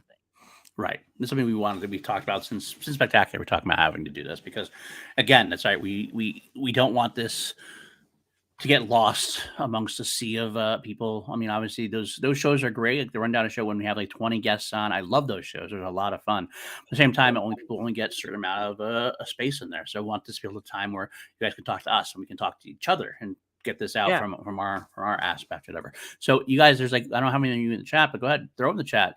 Do you want us to go through Spectacular? Or do you want us to talk more about something else? Well, I'm willing to do anything. I just love that they're like talking with us and stuff. And that's exactly what the aim was to talk with the chat, to talk with everyone and give them the after show they wanted, if you will, with the writers, because this isn't going to happen again. That's why I called it Last Call with the Schmoedown writers, because that's the truth. We're out. We're done. Like, I wish that it wasn't. I wish the show was still going. Yeah. And I'll be honest about that. I do. I wish it was still going, but I do too. that was not the cards we were dealt. Absolutely. And, who knows? Will it ever come back someday? Who knows? It's a long time away, but thank you, Randy. But until then, it is what it is, my friends. It is what it is. We got to say goodbye to it as best we can. And it's a hard thing to do. It's a very hard thing to do. The Patreon. That's true. I am doing a movie trivia Patreon down. I don't know what I'm calling it actually. Starting this month on Christian's The Big Thing Network. We're using some of the unused questions. I just want to note it. I was not even asked to be involved in this. No, you weren't. That's true. That's very true. You weren't. I think we have even less money than we did before. But we will actually. We'll have PJ on. Actually, I'll definitely have PJ on at some point. It's going to be a guest just doing Schmoedown stuff. It should be a lot of fun doing that as well. But even that is. It's just movie trivia. It's different from the Schmoedown. I'm just giving you shit because No, I'm just saying in general. As far as I'm still saying goodbye to Schmoedown, even if I'm doing that, we're still gonna. Because we're not saying goodbye to movie trivia in general. Because you and I still do it just all the time to each other for the hell of it, right? Because that's all we know. I'm gonna be honest with you guys. I can't tell you how many evenings I have spent sitting behind a 7-Eleven just writing questions. Ken Knapsack's always there waiting for us to write more Star Wars questions for him and the rest of the league. He also loves musicians and films. He does. That actually, I'll say that. That's actually true. In this season specifically, I got to go out there a few times. I love the fact that we would hang out while the taping was going on, and every time a musicians with film question would ask or be asked, he would turn and look at us and be like, the glee in his face of like, oh, that's musicians in film question. You know what's so funny about that to me? Musicians in film was a hotly debated topic on Reddit when we announced that we were doing it. And it was led by one person in particular. And I was like, I don't understand the anger towards this. Like, musicians in film is a real thing. Musicians make the move all the time to be an actor. I don't know why that was such a weirdly debated topic for the longest time, but it really was. Like, sometimes people got way too in depth with things. They're like, well, these actors are musicians who, does Keanu Reeves has a band? Does he count? Yeah, technically he counted, but we weren't going to ask about him because the idea was the spirit behind it was the people who were known more for being a musician and they would go into acting. Yeah, some of them, like David Bowie, were actually solid actors who made quite a number of films, but he's still definitely a musician first. Yeah. So it's almost like we knew what we were going for. And I can't stress enough that I feel like there were fans who didn't think that we as the writers knew what we were doing. And it used to piss me off. Yeah. And they felt like we were trying to get one undermine us. That's the best way to describe it. They were trying to undermine us and say that, for some reason, that we were trying to screw people over. And it was never that. Right. Never at all. Not at all. We did get another, real quick. I must interrupt you. We did get another Streamlabs. I'm having a hard time copying it, so I'm just going to read it out loud. This comes from one Mike K. Mike K, big supporter of the show and the network. I'm forever grateful for Mike K and everything he has ever done for us. But he says, even though I admittedly fell out of watching the Schmoedown in the final season, I still have fond memories of the show as a whole, the live events I attended, and the friends I made within the community. And I couldn't agree with that more. Yeah. I'm going to be honest with you. And Mike and I got to hang out in a bar in New York together. It was great. And he was one of my favorite people I met through the show. I've had a lot of great interactions with Mike. He's a wonderful guy, smart as a whip, and a really generous person with his time and his energy. A very positive person, too, which is something I'd like to see in every community, specifically this one. I got to say, I mean, I also did, but I'm going to be honest with you. It said, who played the lead role? We throw some curveballs in there, especially for championship matches, and that was my little way of throwing a curveball in there. It's the lead role. We're going to make you stop and think, wait a minute, what's that asking about? All I know is when Christian says one of his favorite questions ever, I'm okay with that. So Dan gives a Dan rant, but I'm okay with it. Dan's Trolley bright crawlers. It's 7-Eleven because that's a joke for Ken Knapsack, basically. I know it is, but I still felt the need to answer it. Oh, no, I'm telling you Lego wide 7-Eleven. As far as my go-to question, writing snacks, probably I used to, it's usually whiskey is a big part of my, I don't know if that counts as a snack, but I would drink my whiskey, and I'd probably throw in some cheese curd, some pepperoni, things like that, a little charcuterie board, nothing fancy like that. So you want to say cheese and pepperoni, it's not a big thing. It's basically just a handful of stuff. I got a fucking bone to pick real quick. Oh boy. This is not at Jeremy. You put your respect on that name. He's WCW John champion. C. McGinley is absolutely a sitcom actor.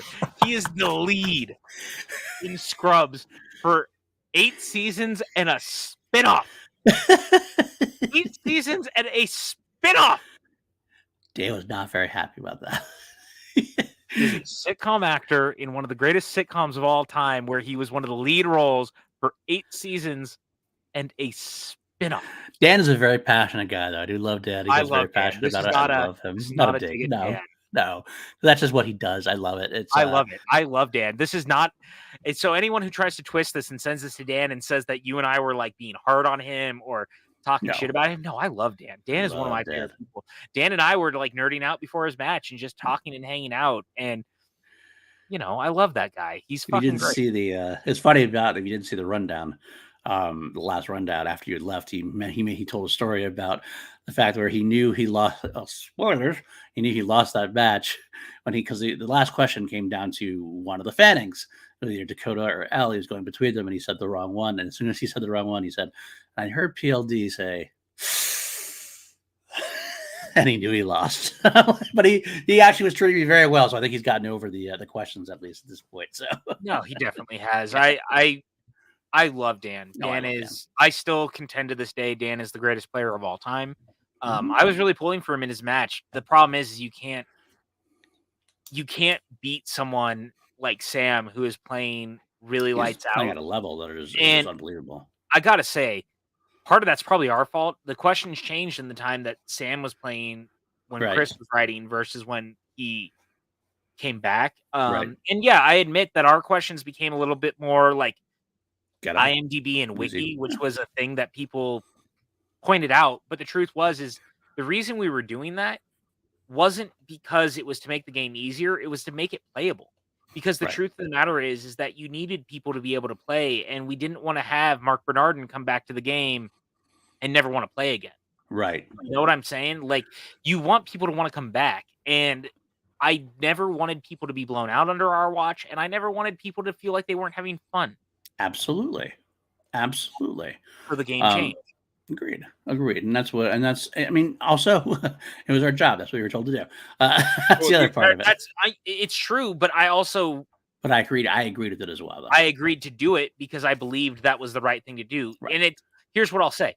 People will think that we weren't supposed to say those things or we could have pushed back. Well, yeah, we could have. You're right. But I believed in what we were set out to do. Right. Absolutely.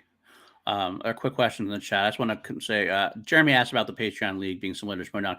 Basically, Jeremy, I haven't figured it out quite yet, but it's going to be the idea is it's going to be a lot of unused Schmoedown questions and other stuff that I have, and I'll just have whoever signs up, it'll be the 10 of them. It's not going to be a league. It's going to be matches every week, every month. Sorry, every monthly thing. And occasionally we'll have guests. Like I might invite some Schmoedown guests like Bibbs or someone to come on and you can play with them for a match. It'll probably be Schmoedown like the match structure. I haven't quite completely set it up yet. But it'll be similar to the Schmoedown. Just I'll probably not going to give you, it's not going to be as complicated. It's not going to be as in depth. You're not going to get wheel choices. So I'm just going to give you a wheel, that kind of thing. It'll be fun. We did for the Schmoedown, actually, for the Spectacular. No one actually saw the wheels beforehand. We treated it like the olden days of the game where we just put the wheels together and you found out when you got up there. Yeah. And I actually thought we made the game better. Yeah, I agree. I think so. I think in hindsight, we kind of went a little bit too in depth with some things as far as that went. And the fact that, like, Sam and Dan also both famously said they weren't studying. And, like, that's not any shade towards, like, the Ben Batemans, the Mike Kalinowskis who made studying the big thing, the Schmoedown. That worked very well for the time and everything else. But at the end of the day, I feel like sometimes it went a little too far that way. It's kind of nice. It was kind of nice just to kind of go back to more of the old school. Let's see what you know. Let's know what you know kind of thing. And ended up being fun that way. I thought that was better. It really was. The main reason why I say that, honestly, I don't think about it, not to cut you off, but I feel like I don't know. That's the point of doing this. No. Cut me off. It's fine.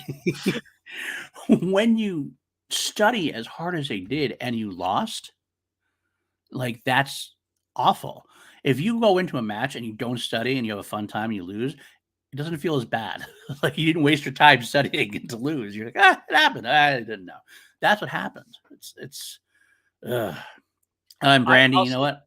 I also don't. I think the final wheel slices should. I think maybe we should have had wild card slices, but that was kind of a determined thing. We weren't going to do wild card slices for the Oh, end. good. We're PLD. We really made it. We got the sex bots in the chat. That's Yes, good. We finally made it. Sex bots are here. Someone who's a mod, please take care of that. Thank you. Brandy already has. Brandy already has. Thank you. Brandy, you're on top of it. I only see we don't see it's been banned from our side. I just see that they're there. I'll say this. I actually kind of wish that we had never sent the wheels out an hour before the matches like we had done. Yeah. Because I think it also honed in on why so many could do so well. You would do the quick like dust up on the things we'd send. Right. I really liked what we were doing with Spectacular. I wish we had stuck with that. And honestly, there's a world where I almost wish we had never handed out lists. Yeah. The categories in a way. Right. Because I thought it was more interesting. It would have been so much easier just to kind of like, we could have told you what the category meant, and then you have to figure it out, and then that kind of thing. Because a lot of times some of the questions had like, we're like, well, when you said it was this, you didn't include this. Well, of course not, but it doesn't matter. You're thinking too hard on it. We shouldn't be held to the specificity of what they're going for. It's more of like a relaxed kind of thing. I'm talking about time travel movies. If it's got time travel in it, I should be able to ask about it. Mm-hmm. Yeah, and we were finding our footing. That was the funny thing, especially between IG and singles and Star Wars in a world where we could use like IG slices in singles and teams. I always liked that. I thought that was such a good move. The only thing I'm ever going to be sad about is we never got the IG expansion that we had pitched this season. And it breaks my heart because we had some really good stuff. And with the way the game had gone, I thought it was such a perfect time for it. And we got it. We were well into writing questions about it before it was kicked. And that was a bummer because we wrote a lot of fucking questions that will never get used because we had added some movies that never got to get asked about. And that was a bummer. Yeah. You know what else is a bummer? I can say this now too. I don't know if this would have happened, but it definitely was pitched and we were talking about it. There's a chance that we were going to retire Star Wars for a little while at one point. This was supposed to be its last season.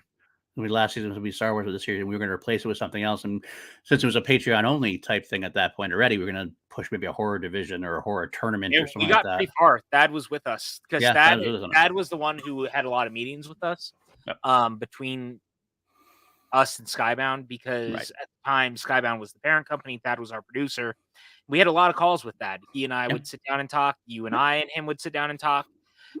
We had a lot of good stuff planned for next season that I'm really fucking sad didn't pan out.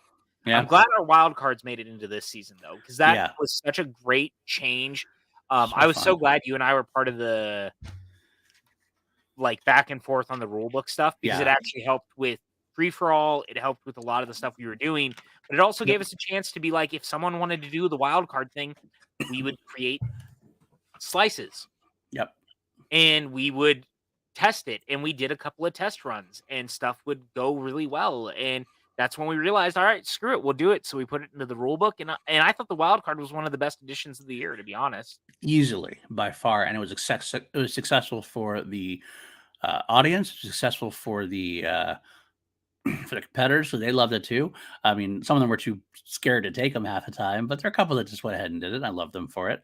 There was just a lot of fun. And I think that people realized, honestly, the fun thing about it was that the wild cards are actually good to take because a lot of times they were more surface level-y kind of films because, quite frankly, that's what happens when you start a category. You know what I mean? So it's our first time we're in a category, going to give you the prime examples of that category, so to speak. Yeah, and then you and I got to play with it in free for all, which was super fun, and I thought that made for a nice little twist on the stuff we had been doing. To be honest. Oh yeah, I love that, and yeah, Brian mentions that too. That was like my favorite one that we came up with, the Schmoedown players and film category, which I gotta say, I did love the idea we had. I did love that we got that in the spectacular as well during Mike Kalinowski in the IG first question of round one of the IG. We had Mike Kalinowski in Star Trek. I love getting that in there. And the funny thing about that as well, which people don't know, I think people know or not.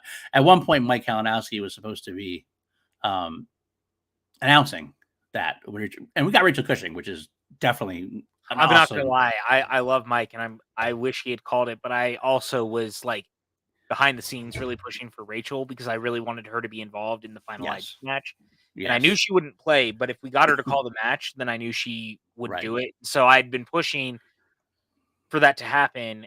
And Thad and I had the conversation, and it wasn't looking great. And sadly, Mike got sick and couldn't play, and he couldn't call. And I'm glad that it worked out the way it did. And But if that you can was why imagine, we put Mike in. yeah, you can imagine we were going to have Mike Kalinowski read off a question about Mike Kalinowski. So that would have been a great moment. I think that would have been a fun moment. It still was a fun moment, but that's what the initial intention was. That was never not going to happen. That was the first thing I wrote for the last match. Mm-hmm. I knew PJ came to me and I was like, yeah, I had to. There was no world where I didn't get to put Schnepp in the final Schmoedown match we ever had. Right. Schnepp was someone who spent a lot of time hanging out with me behind the scenes and just talking with me, and I was very, very lucky to know him, and I was really fucking devastated when he passed away. And I wasn't even as close to him as the other people who were involved in the show. And so there was nothing in the world that I was going to do that did not include him in some capacity, which is why I made sure that we had that, because I thought it mattered. Yeah, that was one of the first things you said to me. The first thing you said to me, and I was like, if you hadn't said that, I would have, because it was exactly, I had the same exact feeling. So the Schnepp thing was definitely us looking at it as a way to make sure we said our piece and also left him as a part of it, because at the end of the day, he was, and he always will be. He is our sweaty king for a reason. Mm-hmm. King of the sweaties, or sweeties, as Sam almost wrote it. Spectacular. Which should also be true, a true statement. Brandy also had a question there. Our favorite wild card slices that didn't get used. That's a good one. Oh, what did we have left? I have to go look. I'm looking at some of them. I think I got a couple. New York never got asked. Movies in New York never got asked. The Pizza Papa slice never got asked. That's true. My Bruce Campbell films. We're gonna give him Bruce Campbell films as an actual slice. I like this one. The hold on to your butts films that are 3 hours or more. What else do we have? Perfectly for us, for our own entertainment. The Michael, Freddie, and Jason slice for 3 hours. I was really proud of that slice, by the way. Yeah, that was a good one. Because I wrote that one night. You know, that was a good one. You were doing other things, and I wrote that slice, and you were like, "Oh, that's good." I was like, "That's good. That's good." Spot the actor, famous cameos, belated sequels, 10 or more years between films. Tunics and togas. Something we didn't actually write, but we had suggestions for. We had like Doctor Who actors in film. Yes. My big one. Yes, that was a good one. That was a great one. I'll never get over the people who were like mad at me for loving the Doctor Who ones and wanting to like. People I don't think understood how much we added Doctor Who to every question we could.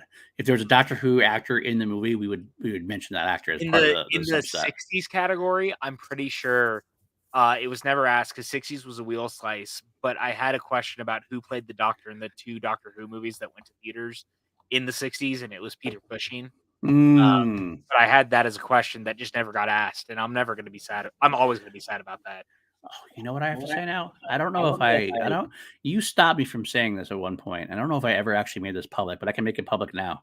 I'm going to make it public now. I don't care. It's fine now. I mean, the show's over. What are they going to do? Fire us? The wild card slice in the Schmoedown, in the free-for-all. Oh, yeah. There was a slice that came out in the category. The category was 4th entries in franchises. It was definitely a category through there. What was not known, and what didn't make it through the edit, was that slice had the original title of The Outlaw Slice, 4th entries in franchises. And it was filmed. That was filmed. We actually had Christian say it out loud. This category is The Outlaw Slice, 4th entries in franchises. There was a long pause after it happened. Long pause. He went, he's not here. Maybe we shouldn't do that. And I was like, oh, come on. He could take a joke. He'll appreciate it. I mean, I gave him 4th. Again, that was no shade. It was just for fucking fun. But everybody at the studio loved it. That was funny. And I think he would have loved it. Randy saw through us. Yeah, that's true. That's true. That's a smart thing. Ben Damon. 2 Doctor Who movies would have been in IG 100%. had our expansion gone through. 100%. Fourth entries and franchises was the Outlaw Slice. But speaking of Brandy being that way, Ben Bateman specifically told me that he actually started listening to Two Mediocre White Dudes on Film and the PJ Campbell Network and PLD projects specifically so he could figure out what we were watching and what we were going to ask questions on. I said, Ben, you are a smart motherfucker. I'll say this though, I think people also overestimate us watching things and writing questions about it so much as we would just watch things and it would remind us of other things and then we'd write about it. It was never like, I watched this thing, let me write a question. It never worked like that. Although it did change how I watch movies though, because every time I watched a movie while I was writing questions, Yes, I was kind of like, oh, that would be kind of cool. How I asked, or it would change how I watch movies, but it didn't change how I would ask the questions. Right. Speaking of changing questions, I mean, like, I love that we. Are there any unused Star Wars wildcard categories? I want to say there were, but I'll be honest. Star Wars matches were few and far between, and we lost about half the ones we were supposed to shoot because we got canceled when it happened. I was very sad. I gotta say, I'll throw this out there since we're talking about behind the scenes stuff. This cancellation thing or of Schmoedown happened really quickly, kind of like almost overnight. To be honest, like you guys want to know how quick it was? Yeah. We had a taping Saturday. Scheduled. No. We had a taping the Saturday before. By Tuesday, I had flown out there for that taping. Right. By the Tuesday night that I had gotten home, the show was over. And we had already but the thing is, we had actually planned the next taping. We had the next taping. We had like 4 days planned out to write for. We had just talked about it like that Monday before Dad and I were talking about. We had like a 4-day plan of like 6 matches each. It was like, holy shit, all these things to do. And then all of a sudden, that's not wrong. That's accurate. But during that time, the plan was I remember a lot of people were complaining a little bit about like to the beginning of the Star Wars. I mean, a lot of people had problems with Star Wars being Patreon only at that point, but there was reasons behind that I don't know all about it. I mean, but it made sense on a business side of it. Unfortunately, I love the Star Wars division, but that's just how the cookie crumbled for that. But we created a whole fucking tournament out of it. Right, that's the thing that we got to go ahead, and I pushed for it. Because we were originally going to have three matches. Like a match in the beginning, then there's going to be a match at Collision, and then a match at Spectacular. That was all it was going to be. And behind the scenes, I know I was pushing for it a bunch of times. Let's just try to do something digitally, and that's how we got the Patreon League as a whole. Unfortunately, that happened quickly also. So all of a sudden, it was in May we had to try to get a Star Wars thing going on. And of course, May, if you don't remember, is the month of celebration. So most of our Star Wars performers were very busy and they couldn't do much. So that's why the first couple of matches they had, I had pulled some FCL people up and everything else. I remember some people complaining about, where are our Star Wars competitors? They're all planned on being there. We had matches scheduled. We actually had the whole second half of the season was going to be a full-on Star Wars tournament that would have ended at Spectacular. And I had actually, maybe if someone really wants me to, maybe I'll save it for something. I'll be able to save it for something at some point. I actually had the tournament blockaded out as we do it if we get another $10 donation. Okay. I got to find it first. Real quick to that point. We got another donation from Aaron Judge, a Yankees player. D-Train called that. We got a Yankees player who sent us a question. Oh, wow. Are you guys happy that the last question ever in Schmoedown history was a Quentin Tarantino Once Upon a Time in Hollywood question? Anything poetic in that? I'm going to be honest with you. A little bit. Tarantino was pretty well run in the questions. And in a way, us going out the way we did, Once Upon a Time in Hollywood, not Tarantino's most beloved movie by some, misunderstood masterpiece from others, myself included. I think it's his best movie. So you know what? It is fitting. Because there's a world where it's a little bit divisive. Right? Yep. And that seems pretty fucking fitting for us in a world where we didn't always land the things we wanted to do, but we were doing our best. And that movie in particular is kind of honestly our show in a nutshell. That's the weirdest way for me to say it. And I love that movie. Fucking A. 100%. I gotta look for where this is. We do have another question from Jesse, who says, when and how do we all get together again? That's a great question, man. I don't know. That's a great question. I really don't know. I have a feeling at some point, we'll get together for like an Ellis comedy show or something will happen where I'll decide to get together for something, some kind of big event or something. But I don't know though. It's not to think. Said right before cancellation, Christian did an episode of SCN Live as a test. I guess the show did. No, it wasn't quite that. I don't really want to get into the particulars. It's not my place to say. We don't even know everything, to be honest. We don't even know. We have our own ideas and theories, but we've had a lot of conversation about the things that happened around it, and I won't always know the answer to it all, but we tried our best to be honest with you guys, and it's not necessarily about that sort of thing. It wasn't necessary. There's other factors involved, and on the outside looking in, if you will, even though we work for Skybound, it feels like Skybound is kind of moving on to other things, and the show didn't quite fit that. Right. Some other stuff has happened behind the scenes.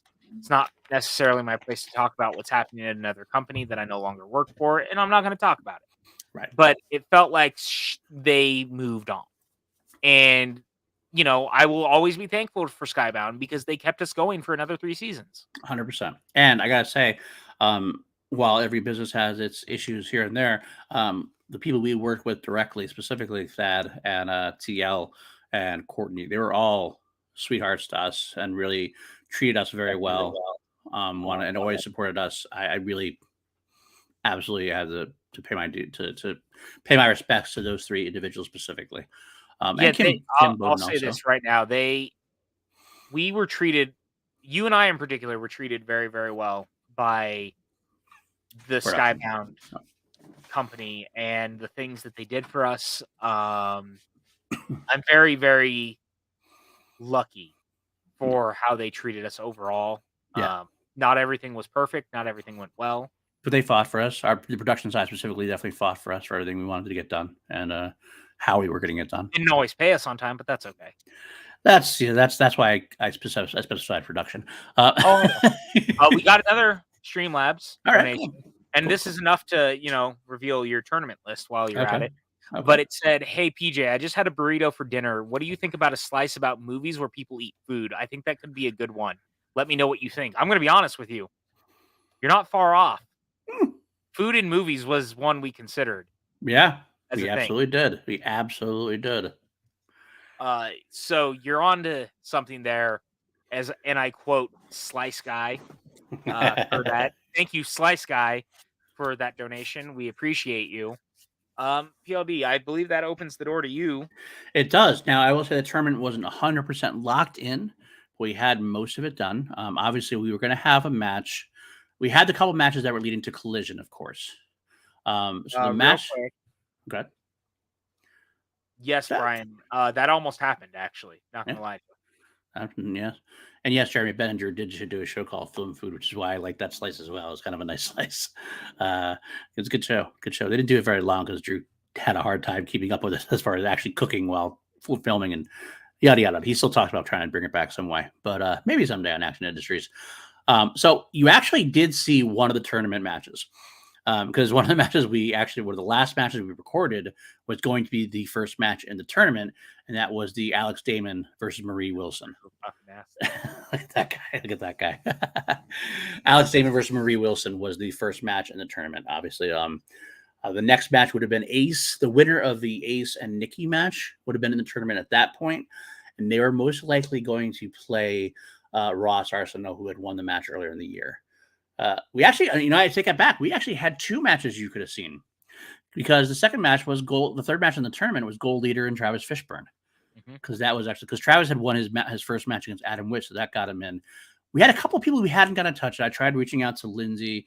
She obviously had she had just had a baby. She had a hard time coming back from that as far as like timing goes. We reached out to Blind Wave. Eric from Blind Wave was very kind of busy as well. So that didn't go out as well. But we had a couple other people we were going to do. The loser of the Collision match, whoever lost the Collision match, would have faced up against John Hoey. And that would have been the final part of the tournament at that point. So it would have been Alex Damon, Andrew DiMilana, Nikki DiMilana, Ace Cabrera, Ross Arsenault, Gold Eater, John Hoey, Marie Wilson, all would have been involved in the Star Wars match at that point. Molly had decided she wasn't playing at that point, which is why she never got a match. She had decided to retire early, just to make a big deal about it at the time. So yeah, that's what the tournament would have been for the rest of the year. And obviously the winner is going off, and there would have been a final spectacular run at the end for the championship. But at the same time, despite everything happening, I'm actually glad we had the Dimilana Civil War as the final championship match. Man, we had quite the fucking thing written up, didn't we? Yes, we did. Yes, we did. I think about that a lot. I was really proud of the stuff we were putting together. We had a Halloween exhibition match that we started writing that never got to see the light of day either. I'm very sad about that. I was that was see, we weren't the only ones. That's the other part that would have been sad. It would have been no one knew, Brian. No one really knew. Yeah, no one knew. Real quick, I'll throw there's a here, throw it up there. That was where my Star Wars pitching. Those the matches I was doing, the air dates, the competitors, the dates, the time we were announcing, all the announcers. I mean, this is like one of the things I was doing as far as I wasn't just question writing. I was actually trying to produce some of the Schmoedown itself. We had it all, man. Yeah, that's like one tab. That's some turning things. That's a filming schedule we had going on, the color coding and stuff like that. This is me just trying to pitch what I was trying to figure out what I was doing. As far as that goes, all sorts of different things. You and me both, Will. You and me both. We had it, man. We were right there. We were this close to greatness, as they would say in Star Wars. And a couple of competitors. The funny thing is, like people, I can't forget who was it, Christian or somebody kept saying, "Oh, who's gonna want to compete in a Halloween match?" And I was like, "Fuck!" I know William Bibiani would have done it. Perry. Adam Collins wanted to do it. Perry wanted to do it. Brandon Hanna wanted to do it. There's a lot of people out there that would absolutely. We had a wheel and everything too. We had a wheel. It was so good. I was so excited. Yeah. I'm really sad because that was the one, like, of all the exhibition matches, because you and I controlled the exhibitions pretty well, all things being equal. Yeah. That was one in particular, man. I was so excited. Well, I was mad about the fact that we lost some of it, but that was the one. Agreed. That was the one I was like, we really could have done that. That would have been sweet. Yeah. Wish I had that, Doc. We have it wasn't even just Halloween, though. There was also the question of, would anyone watch anything that was just a horror one? And I was like, yes. The answer is yes. The horror community is much bigger than people gave it credit for. Absolutely. No, Brian, there was never an IG tournament. He wanted to know if there was never going to be an IG tournament. It looked like it was like a small singles tournament, a small Star Wars tournament behind the Patreon wall, and that was it. And maybe there was going to be a team tournament, but it was like a very small. Yeah, they're all very small at this point. I think an IG tournament was tossed around briefly, but I think that it was never. That was the last one that would have happened if it was going to happen. Yeah, I really do.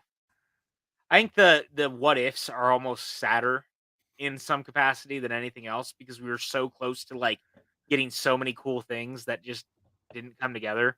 Yeah. But, man, we got close. So many different ways we got close. So, all right, chat, real quick. We're about an hour and a half into this. What do you guys want to hear from us? Toss some questions in the chat, or again in the Streamlabs, which we have right below me. It's also in the description if you just want to click that. There's also a merch link, so you check that out if you want some t-shirts or anything else with my boy Kirk on it. The late, great Kirk, one of my favorite corgis in the entire world. He is our mascot to this day, and I will never not let that be the case. But I want to hear from you guys. What do you want to hear from us? Because we've been talking a lot. Hellraiser review. My review, Alan, is I have not watched it yet. Yes, I have not watched it yet either. I can't wait to watch it, actually. Very excited about that. It's up there for me, too. The funny thing is like, truthfully, as much as I love horror, Hellraiser is not one of my favorite franchises. And so I wasn't like super excited for it. I actually forgot last night it was directed by the guy who did The Night House last year. And I loved The Night House. Yeah, I love The Night House. Tim Franco spoke very highly of it. He said it was his favorite entry in the Hellraiser franchise. So really favorite overall. Yeah, because he's like me. He's not like a huge Hellraiser fan, but he said this was his favorite overall. I like the first one. I like the second one. Right now, the second one is my favorite as of now. Sure. But I'll have to take a look and see. So, yeah, I'm very excited to watch it. Like I said, I really like The Night House. If you haven't seen The Night House, you should check it out. Rebecca Hall gives a fucking performance in that movie. Yeah, that is unrivaled.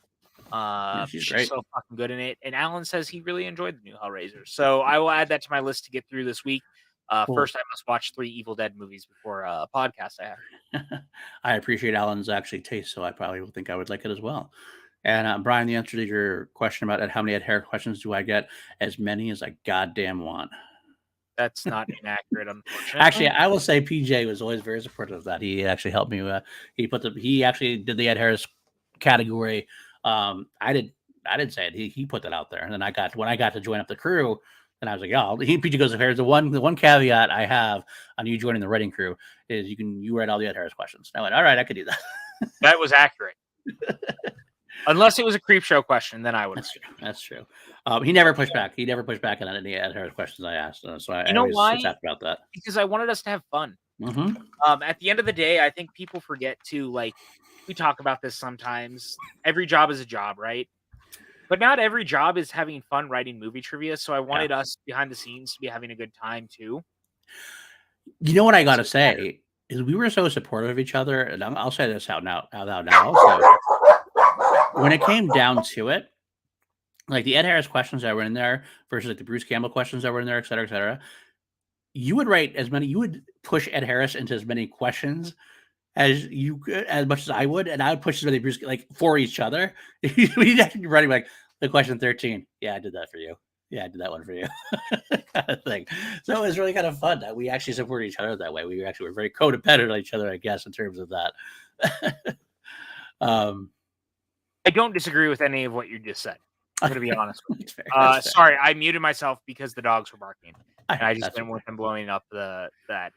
We did get another Streamlabs real quick, and I'll read that before I respond to you. And it is anonymous / okay, it's me. Okay. Love y'all. Can't wait to have a beer together again one day. What was your favorite and/or most surprising wheel slice strength that a competitor ever chose? Feel free to protect their identity. I'm going to be honest. I got one. Sorry, 1 second. Go ahead. There is I'll start talking. I will say that there is someone, if I put it out loud, if I say what it is, I think it's going to be easy for people to figure out. It might surprise people, but I don't know if it matters anymore. Does it? Does it matter anymore? No, go for it. Teenage Mutant Ninja Turtles. Ethan Irwin.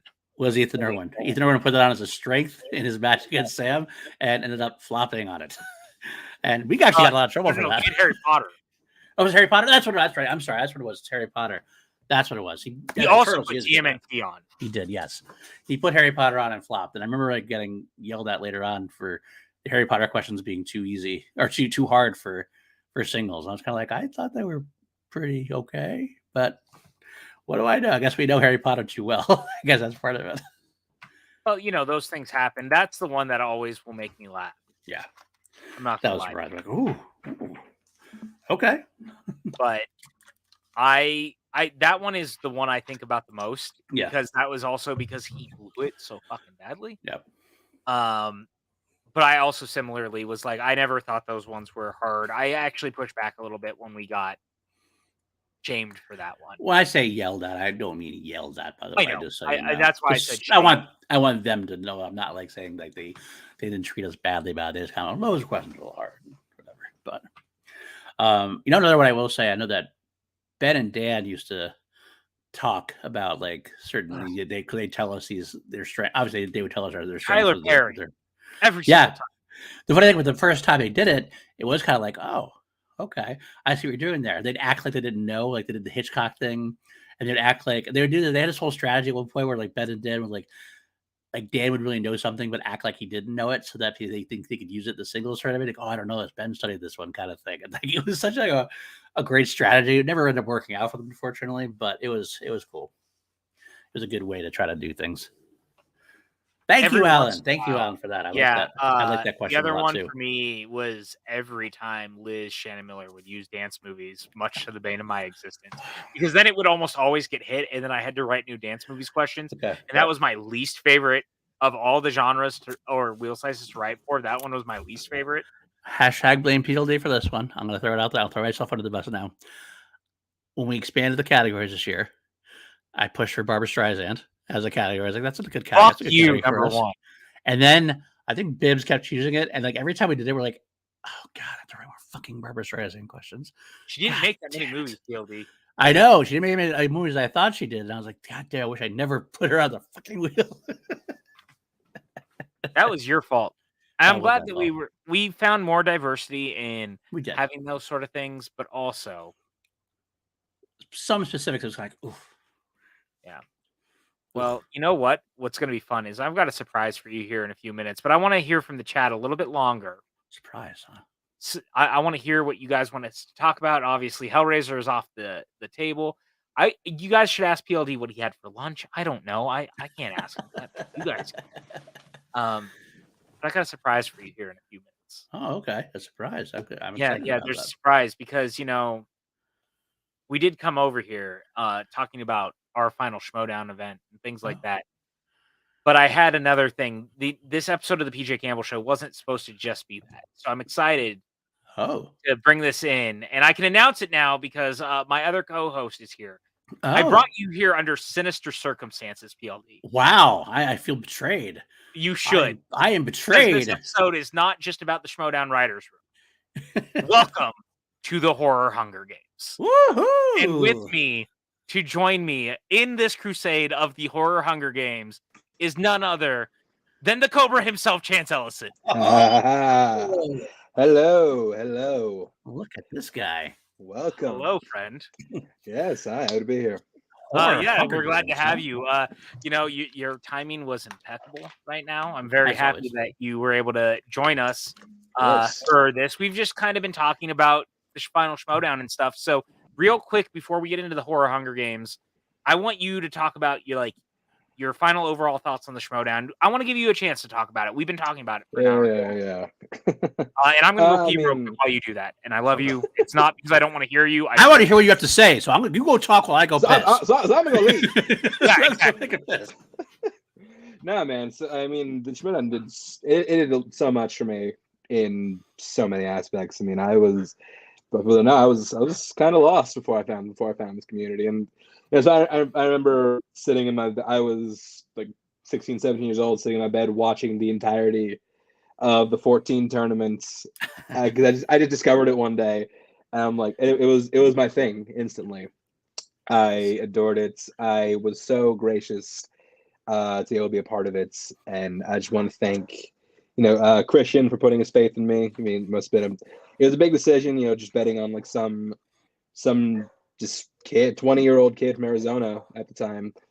I appreciate everything he did for me. I appreciate what this community gave me. I made so many friends, so many great memories, and yeah. So I'm gonna miss it, but I'm happy that it happens. Yeah. Well, I mean, you definitely left your legacy. I mean, obviously you're one of the greatest players of all time, one of the greatest teams of all time. I mean, you definitely left your mark.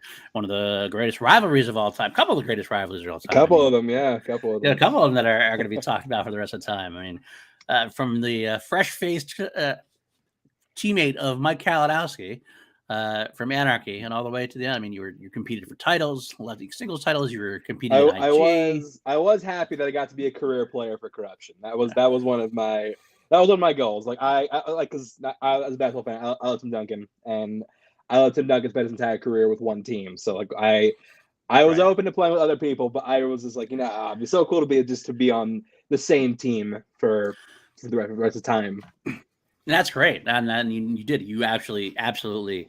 I mean, Mike and you were the faces of Corruption. I mean, Mike obviously because I know they were heels. There. Yes, the heels. They were not faces; they were heels. Actually, one of the sad things about the ending of the Schmoedown is I was really, really looking forward to you and Travis's team. Yeah, easy street. Because Travis is a great player as well. I just saw that like firsthand from the FCL, and putting you guys together, I was like, this is going to be a dominating team potentially. Yeah, I mean, we were for a whole match. Exactly. Love to have seen that. God, hey, you know what? Each street we will always be undefeated.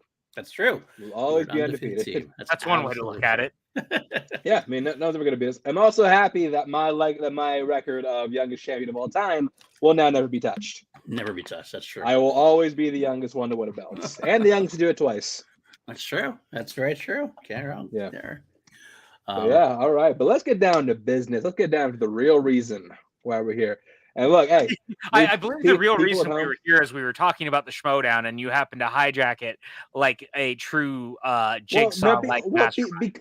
because PJ, we promised the people horror Hunger Games. Put the graphic back up, goddamn. Put the graphic back up. All right. Here we go. All right. Here we go. PJ, when we make horror Hunger Games, when we make promises to people, we are going to keep those promises, and that's why we are here today. that's fair. And PLD had PLD had no idea this was happening tonight, which is what I love about this the most. He couldn't bow out of this even if he wanted to at this point. I don't even know what the hell's going on here at this point. Exactly. I know horror movies. I know the Hunger Games. I know you two. So that makes me very scared. I'm not going to lie. So for people who are fans of PJ Campbell show from way back when, something we used to do all the time is we used to do tournaments. Yes, we did. We used to put we did a couple of them. We did we did 80s action movies. Yes, we did. We did summer blockbusters. We did horror franchises. Ooh. But we are gonna go a little. We're bringing that back. We're gonna do some more of these tournaments, and we're doing a little spin on this one. This is the horror hunger. We're not talking about who is the best icon of all time. We're talking about who is the one to rule them all. Oh. And keep in mind, Hunger Games. This is not just about killing. This is just about who can. It's about who can kill, about who can survive, and also who can get sponsorship, because that's a very important part of the books. And I have never seen this list of killers and or any of it. This is all from Chance's mind. This is all me. So definitely scares me even more. Yeah. Yes. So basically, I took 16 of the most well-known movie monsters, ghouls, killers, whatever. Some of the biggest horror movie villains of all time, and we're going to see who is going to be the one to rule them all. Oh my. Oh one my. Slacker to rule and we're doing them it right now? Yeah. We're doing it right Wow. now. I couldn't give you a chance to snaggle your way out of this. We're doing this right now. Fuck it. Let's do it live. Let's go. All right, let's go. That's Starting with, and keep in mind, these seeds were completely randomized, did not organize matches whatsoever. Our first matchup is the number 1 seed, Jigsaw, versus the number of the Saw franchise, versus the number 16 seed, Pinhead of the Hellraiser franchise. Ooh. So it's not just about killing; it's about sponsorships as well. It's about sponsorship. That's surviving. Okay. Who wins this matchup? I mean, the initial thought is obviously Pinhead's more powerful. Obviously, you're talking about more like a demon versus just basically a human guy. He is more powerful, but who's more clever? I think Jigsaw by far is more clever. John Kramer continues to find a way to seemingly come back in any capacity, more than Pinhead.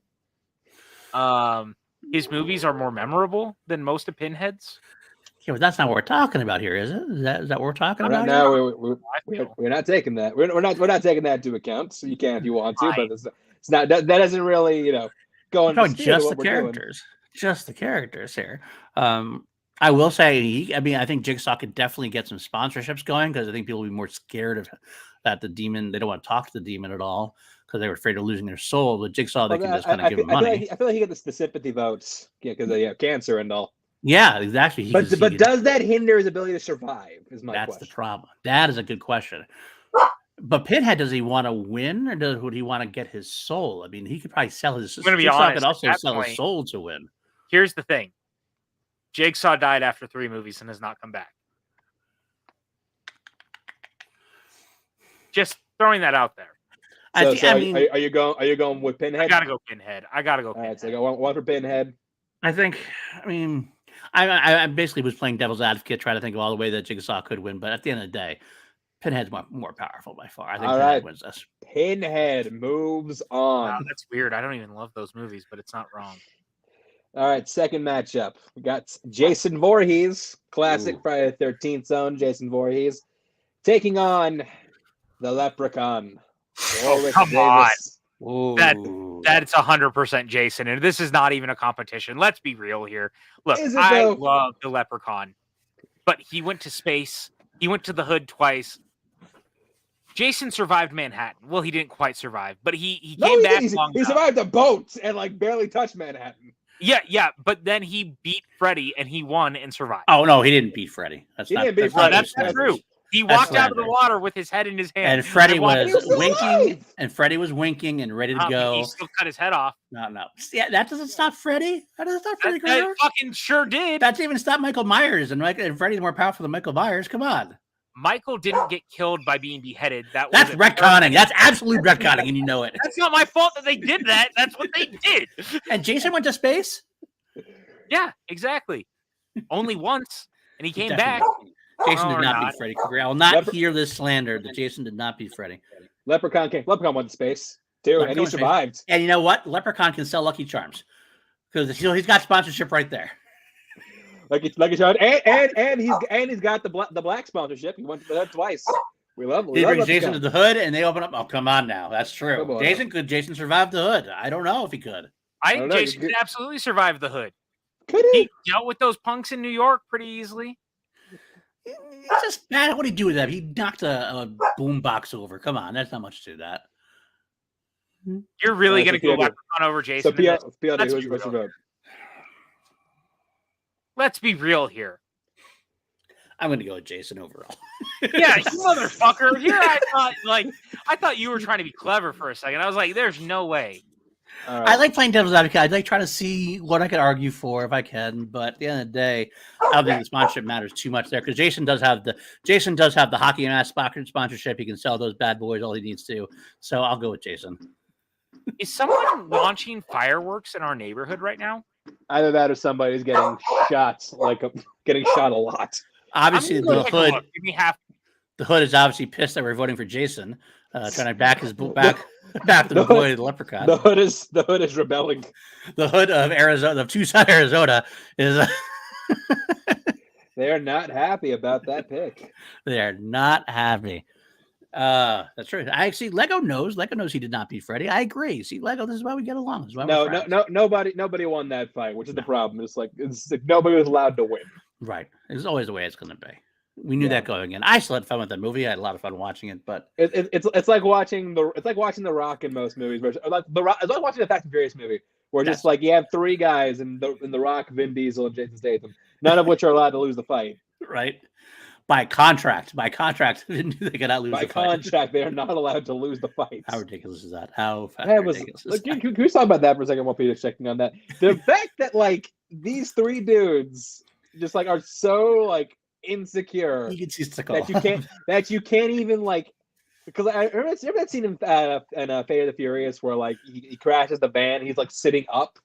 Right. Well, originally he was supposed to be at his feet, but The Rock was just no, we can't do that. I can't be at somebody else's feet. It's dude, come on, check your fucking ego for 5 minutes. A make believe story, for Christ's sake. Yeah, that's actually, you know what? Lego, you got a good point. He does have a good point. Ash is not in this tournament. I will spoil that right now. Well, I can't put the book in here, so no, Ash is not here. That's not fair. That's not fair, PJ. You just vote Ash every time. So no, I'm not putting Ash this thing. That's true. All right. Also, the fireworks seem to have at least stopped. Okay. Yeah. Fair enough. I thought it was hailing again for a second. I'm like, what the hell? No, I heard it too because the dogs started barking. I was very confused. For those who don't know, Chance and I live together. Obviously, that should be obvious if you watch the channel. But I think so by now, specifically, yeah. I was very confused because I heard fireworks and the dogs were barking at it. So anyway. All right, next matchup we got. You have Candyman versus Ghostface. Okay, look, here's the thing, right? Ghostface is different people and not a single killer. Although Candyman is now technically multiple murderers too. I mean, Candyman is in essence now multiple people. Look, the best thing about fucking Ghostface is his costume. Let's be completely honest. Yeah, let's be honest again. Ghostface, no matter who's behind that, is a fucking klutz. And exactly. I was going to say they're known for being very klutzy. That's the whole point of Ghostface is that they slip and fall. They're not very good at what they do. That's the point, right? They always lose. Yeah, Ghostface never wins. Yeah, I can say Ghostface as many times as I want. Also, I'm not going to say Candyman 3 times. But Candyman undefeated. That's true. Yeah, I got to. Yeah, definitely Candyman. This is even a question at this point. All right, so we haven't needed a tiebreaker yet so far. Maybe this one will be it. Number 5. Up next, we got Pennywise of the It franchise versus Annabelle. Ooh, that's a little tough. I think I almost have to give it to that damn doll. No matter how bad that first movie is, Annabelle seems to get their way and wins a lot. No, I think I got to go the other way with Pennywise because at the end of the day, Annabelle does get caught and brought into the household there.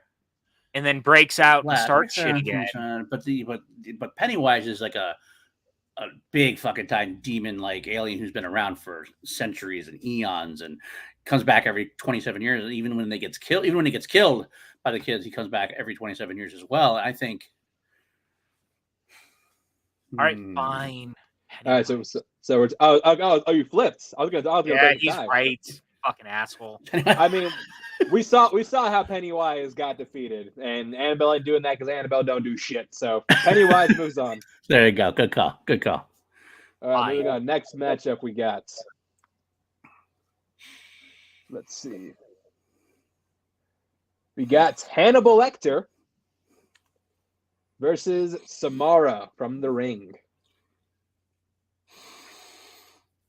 Man, one look from Hannibal Lecter, I think Samara just shrivels up like a grape. Crawl back in the TV. Crawl back in the TV. Go down the well and like puts it over the top. I think he's such a big fan though of Samara and the way she, I think The Ring is an underrated movie overall. I will say that. I think that it kind of feels like it was great at its time. Got to the point where everybody started thinking it was overrated because it was so hyped up, and then now it's got back to the point where it's almost underrated. Because that first sequence when Samara came out of the TV was fucking freaky and creepy, and I loved it. Yeah, I'm going with Samara in this. Like, if you look at how long she continues to survive, not just in the American films, but the Japanese films, so far. She got to the point where she had to fight the grudge. Yeah, right? yeah. I mean, Samara continues to be around. She's using archaic versions of media to kill people, which is pretty great considering the nostalgia. But would Hannibal Lecter be smart enough to not play this VHS tape? It's clearly cursed. No. You think he'd still play it? Yes, I do, because I think he'll think. Really? Yep. All right, here it is. You know why? Here I gotta say it. I'm gonna say it.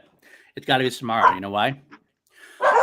Because Brian Cox played Hannibal Lecter in Manhunter, and Samara killed Brian Cox in The Ring. That's the reason. I'm about to send Hannibal Lecter to whoever's house keeps fucking putting fireworks out right now. I think I got to.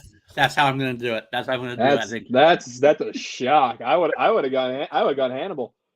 But all right. Another Ring. Now, this one right here, this is the best matchup of the entire first round. Oh boy! In that you guys are about to get pissed off because one of these guys is not going to move on. You got Leatherface versus Michael Myers. Oh, that's super easy for me. I'm not going to lie to you.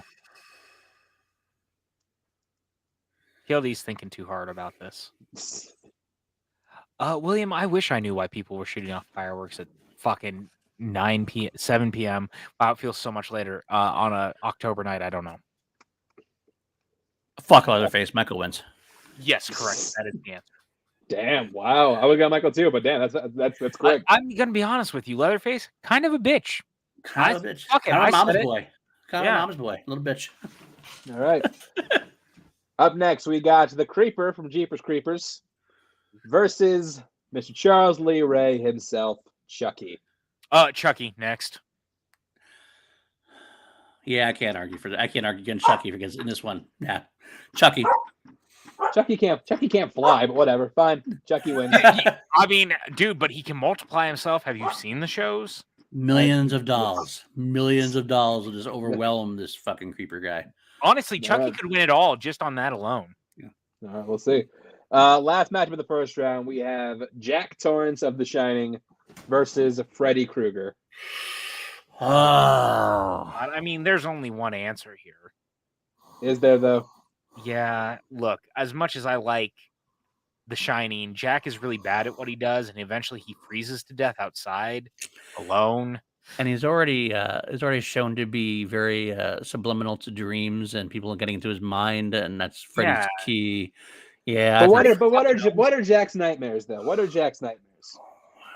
Being in a stable relationship. A dropped whiskey bottle. Both of us not inaccurate to the situation. so we got a double up on Freddy. I like Jack, but I think Freddy has to beat him pretty easily. All right, so Freddy moves on. We're done with the first round. Going to round 2. Here's where things get fun. This is we got first match of round 2. We got Pinhead versus Jason Voorhees. Oh God. All right, I'm giving Jason the nod on this one. He just keeps coming back. I don't have any other way to say it, and he's really good with that fucking machete. Yeah, would a machete do anything to Cenobites? Cenobites? Yeah, I don't know. I mean, does Pinhead have his crew with him? Is like the rest of the crew? Pinhead does not get his crew. Okay, Pinhead does not get his crew. Okay. Everyone here is by themselves. My God. So it's Jason and the machete versus Pinhead. Yes. So no Cenobites. No Cenobites. Just Pinhead. Unless, do you think a sponsor would send him the Cenobites? No, the sponsor would send him the Cenobites. A sponsor would definitely send him the Cenobites. The Cenobites definitely. Fuck, at that point, Cenobites kind of beat Jason because they overwhelm him at that point. I think. Yeah, even Jason X, I don't know if he could really handle it. Like Uber Jason, I don't think handles the Cenobites all that great. I swear to fuck, dude, someone is straight up launching fireworks. I hear him. I can actually hear him. Wow. What are we doing? It's fucking October. I think they're celebrating Hunger Games here. Horror Hunger Games. Okay.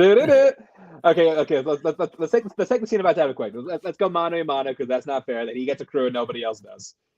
All right. Well, you threw the sponsors in there, man. I don't know if you can do that. You talk. You can't send people. You can send objects, but you can't send people. He sends in the puzzle box and gets more from the puzzle box.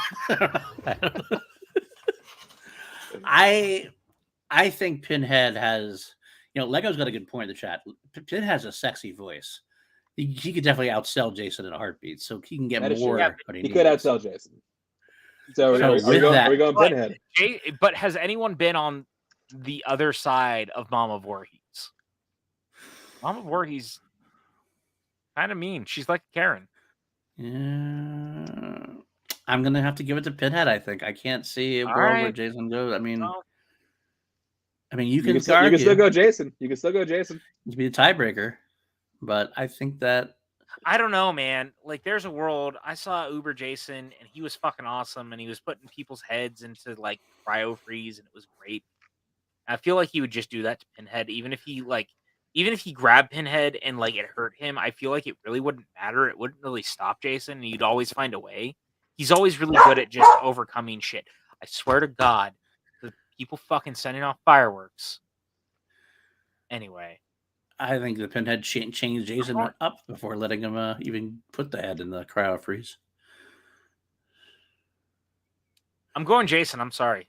Wow. Okay. One Pinhead, one Jason. Okay, comes down to me.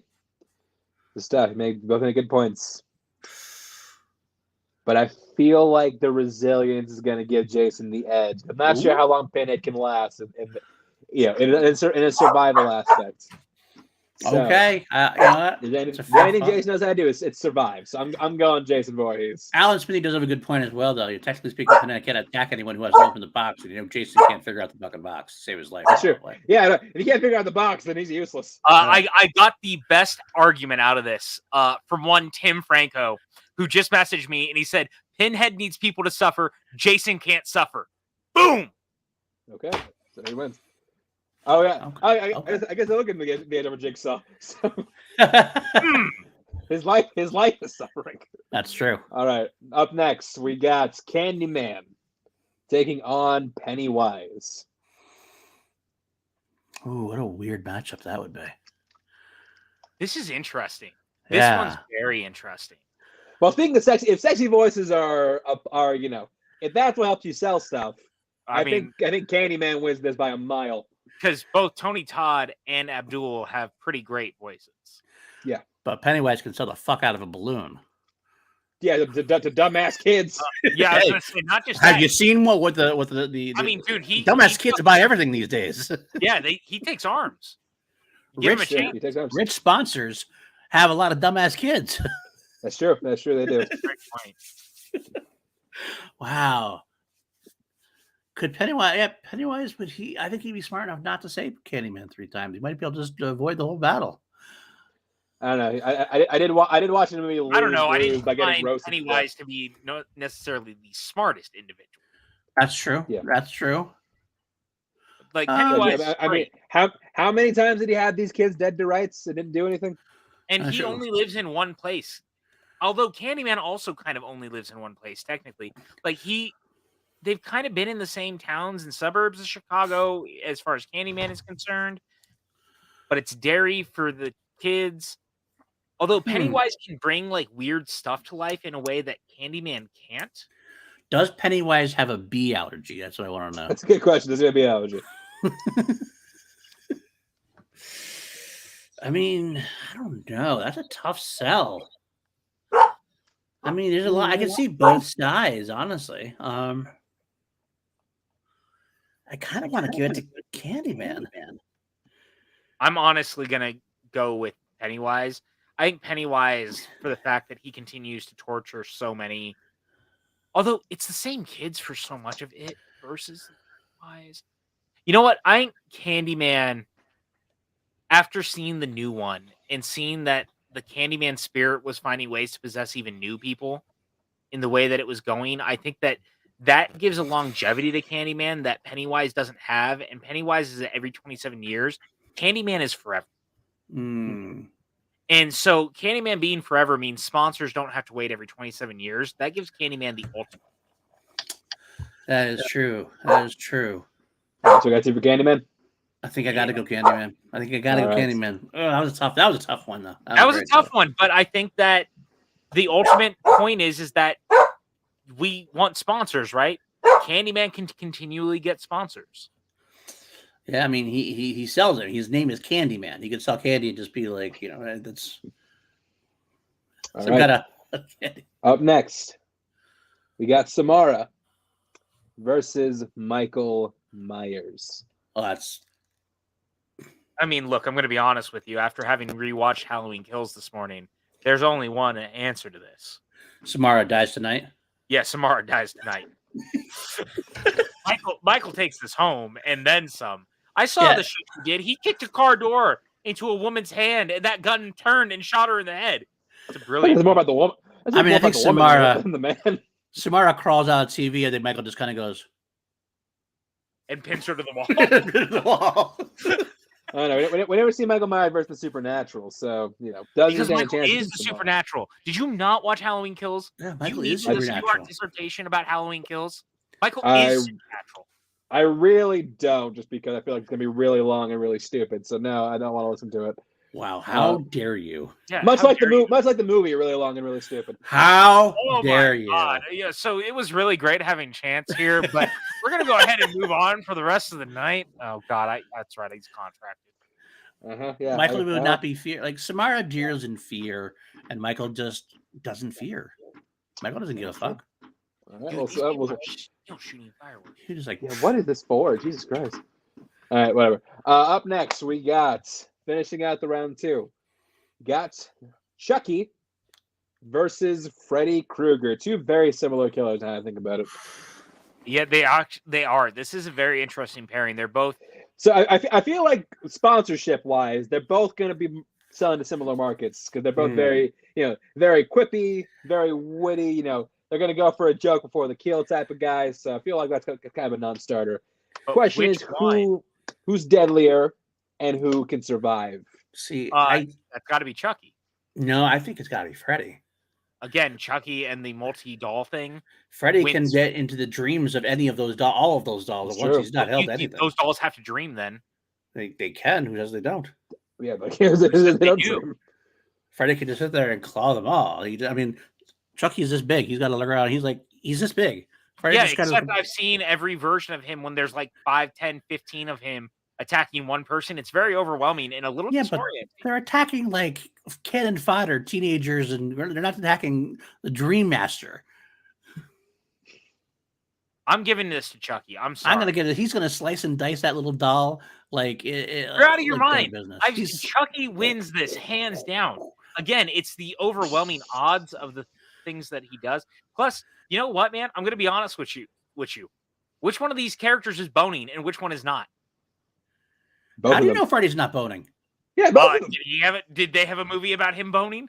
They did not. He was Frenching Heather Langenkamp in the first film with the fruit through the phone. I mean, we haven't seen Nightmare on Elm Street, Wet Dream on Elm Street, but you know, we have not seen Wet Dream on Elm Street. Have you watched Elm Street? Seed of Chucky? I have seen Seed of Chucky. Have you ever seen Nightmare on Elm Street 2? Is what I'm getting at. Chucky wins because Chucky fucks. No, Chuck doesn't fuck that. Freddy has a daughter. Yeah, but Freddy has a daughter. Chucky next. So what does that matter? But she's not. I don't care. She can be. I love Lego. She has her opinion, but she also is doing the point that Freddy has a daughter, and that's serious. So Freddy obviously fucks. Jesus Christ, damn it, Lego! You just doesn't want to. You just don't want to no Chucky hands. Is more action. Progressive than Freddy. Next, he's more what? Progressive. Have you seen a Nightmare on Elm Street 2? Yeah, but have you seen any of Chucky season 1 or Seed of Chucky or Bride of Chucky? Yes. Freddy's very progressive. He may kill people, but he's not a monster PLD. Freddy is progressive as well, and he's an equal opportunity slasher. Yeah, but Chucky has like a trans child daughter. When Freddy wants to get inside you, he'll get inside you. So he definitely. That's really creepy. And now I'm not sure how much I'm liking this conversation. I'm gonna be honest with you. I'm not sure the letting him inside me thing is the thing I was really going for in this. But I'm going. You're the one that started this. That's true. Don't get mad at PLD. You started this. You said Chucky fucks. That is on you, my friend. That is on you. You know what? Chucky fucks next. Okay, so I got one for Chucky, one for Freddy Krueger. So I'm the tiebreaker in this case. Yep. Chance, do the right thing. I think Chance will do the right thing. I brought home jerk salmon. That's unfair. That's bullshit. Here's the thing. Here's what I'll say. We took away Pinhead's crew. It's by proxy. I think we got to take away Chucky's crew. That's not fair because then you have to take away all of the power that Freddy has. No. That's horseshit because he can do that by himself. Yeah, but Chucky can do that by himself too. He literally walks up to another doll and he just passes himself to that next doll. That's part of who he is. Okay, that's fair. So SpongeBob was inanimate dolls, and then he's got to have somebody create the dolls for him. Okay, so here's what I'll say. Here's what I'll say. In terms of sponsorship, I think they cancel out because I think their personality-wise they're very similar to be selling in very similar markets, including condoms because they both fuck apparently. Including condoms, yes. Now, when it comes to deadliness and killing ability, these two are up against each other. I give the edge to Freddy Krueger. Motherfuck! Are you kidding me? The two of you. You have chosen wisely. This is very disappointing on all fronts, and I'm very sad. Chucky stands a good shot, but he never faced anyone like Freddy Krueger. That's what it is, and you have chosen wisely. I'm very sad. Chucky deserved better than this, especially after that bitchin' finale or season premiere earlier. We're not talking about the actual films. I still haven't seen it. So. I haven't seen it either, actually. So. I didn't even watch it. All right, semifinals. You got Jason Voorhees. That Lego and I were on the same page. That's all I want. Lego and I were on the same page. Chucky deserved better. Fuck all of you. You are so angry about Chucky. I'm so angry. You're right. Wow. All right, moving on. So we have semifinals. Round matchup 1: Jason Voorhees versus Candyman.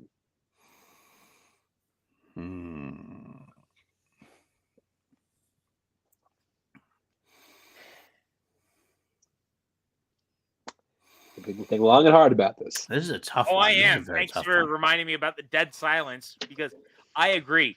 Justice for Chucky should have been had, but I digress. You know what? Sometimes this shit happens and you got to move on. You know what, I genuinely believe Freddy Krueger could kill like 50 Chuckies. I do too. I do as well. He just kebab him. Yeah. Get one on each hand. Just keep piling it on. Yep, absolutely. All right, so I think I gotta go with Jason on this one. My gut tells me Jason on this one because he will outlast. I mean, the bees won't affect Jason at all at this point. Bees can go to hell. I think Jason just outlasts him and then just I think he takes everything Candyman has, looks at him, and just takes the machete and goes to town. I think there's no way Candyman can beat Jason. I don't see any world where Candyman beats Jason. Are you gonna argue with me on this one, PJ? We got one for Jason. Are you going to be the passion for this as you are for Chucky? Or are you Lego? Or are you Lego? To be honest with you, sir. I mean, so I'm not going to make that joke. I was going to make a joke about you being racist, but the truth is Jason wins this. So I'm not gonna go down that route. I thought about it for half a second, and I was gonna do it, and I decided not to. But I'm gonna be honest with you. It was close, but I think that because Jason took Manhattan in the 80s, and not like the fun version of Manhattan, but like the nitty-gritty version of Manhattan where there was gang members. He didn't take Manhattan though. He took a boat and then like, oh yeah, Manhattan's right there. Besides the point, he walked around Times Square, Chance. I saw it. He walked around Times Square. That's not taking Manhattan. I can walk around Times Square. I didn't take Manhattan. You did. Yeah. That's right. No, instead you looked at me when I said, hey, you were like, I went towards the Empire State Building, and I said, hey, did you go to the top? And you went, wait, you can go to the top? Yeah. So, I can't really give you that. You only kind of went to Manhattan because you didn't know that you could go to the top of the Empire State Building. No matter how many times I know that you have watched Sleepless in Seattle. Are you saying Jason? Are you saying Jason went to the top of the Empire State Building? Yes, I did, because Jason was looking for love. Jason wins. Well, okay, first of all, I saw that movie. No, he didn't. But second of all, I can say what I want. That Legos Muppets. I mean, Lego's not wrong. The Muppets did take Manhattan. That's true. Yeah, Jason took a cruise and ended up in Manhattan. The last stop on that was Manhattan. He didn't take the place. They should remake that movie with the Muppets and have Jason be the only non-Muppet. Or they should just remake Jason Takes Manhattan, but with the original script where it was all set in New York. When they had a budget? Yeah, when it had a budget. Jason Takes Manhattan, for real, like in parentheses, for real this time. I'd watch the shit out of that so much. Right. On the other side of the brackets. Okay, so Jason wins. On the other side of the brackets, facing him, who's going to be taking Jason in the finals? Will it be Michael Myers or will it be Freddy Krueger? Sorry, PLD, but it's Michael. Michael doesn't dream. We know he doesn't sleep. He has to sleep at some time. He just dude. No, he has slept. He was sleeping on Halloween 4 when they woke him. He woke up. But do we know it was actually him? Yes. We know in 4. Could have been a guard. You don't know. It was not a guard. It was definitely not a guard. That's what happened at the end of H2O. I don't give a shit about the end of H2O. No, it's him. Yeah, you know that. You can't know that for a fact that it was Jason that was sleeping. He has been unconscious before. Michael has definitely been unconscious. Unconscious does not mean dreaming. It does. No, it doesn't. I've been unconscious and definitely never. I'm about to knock you unconscious. We find out. I'm going to, even if you don't know for sure, I'm definitely leaning on the side that's definitely more closer to dreaming than not. So I think regardless, Michael wins this. I don't know, man. Because how does Michael get him in the real world? Dude, he uses any of the tens of thousands of teens that he has tried to kill. Now, here's the thing. Okay, so I think that. Okay, so here's the thing. I think survival-wise, Michael wins. I think we're talking sponsorship-wise. Freddy definitely wins sponsorship-wise. Absolutely. So the question is, who's more deadly? I think Michael's got more reach. I mean, Freddy's got more reach. He can reach more. He can get further. Just because his arms stretch in one image that's creepy does not mean he has more reach.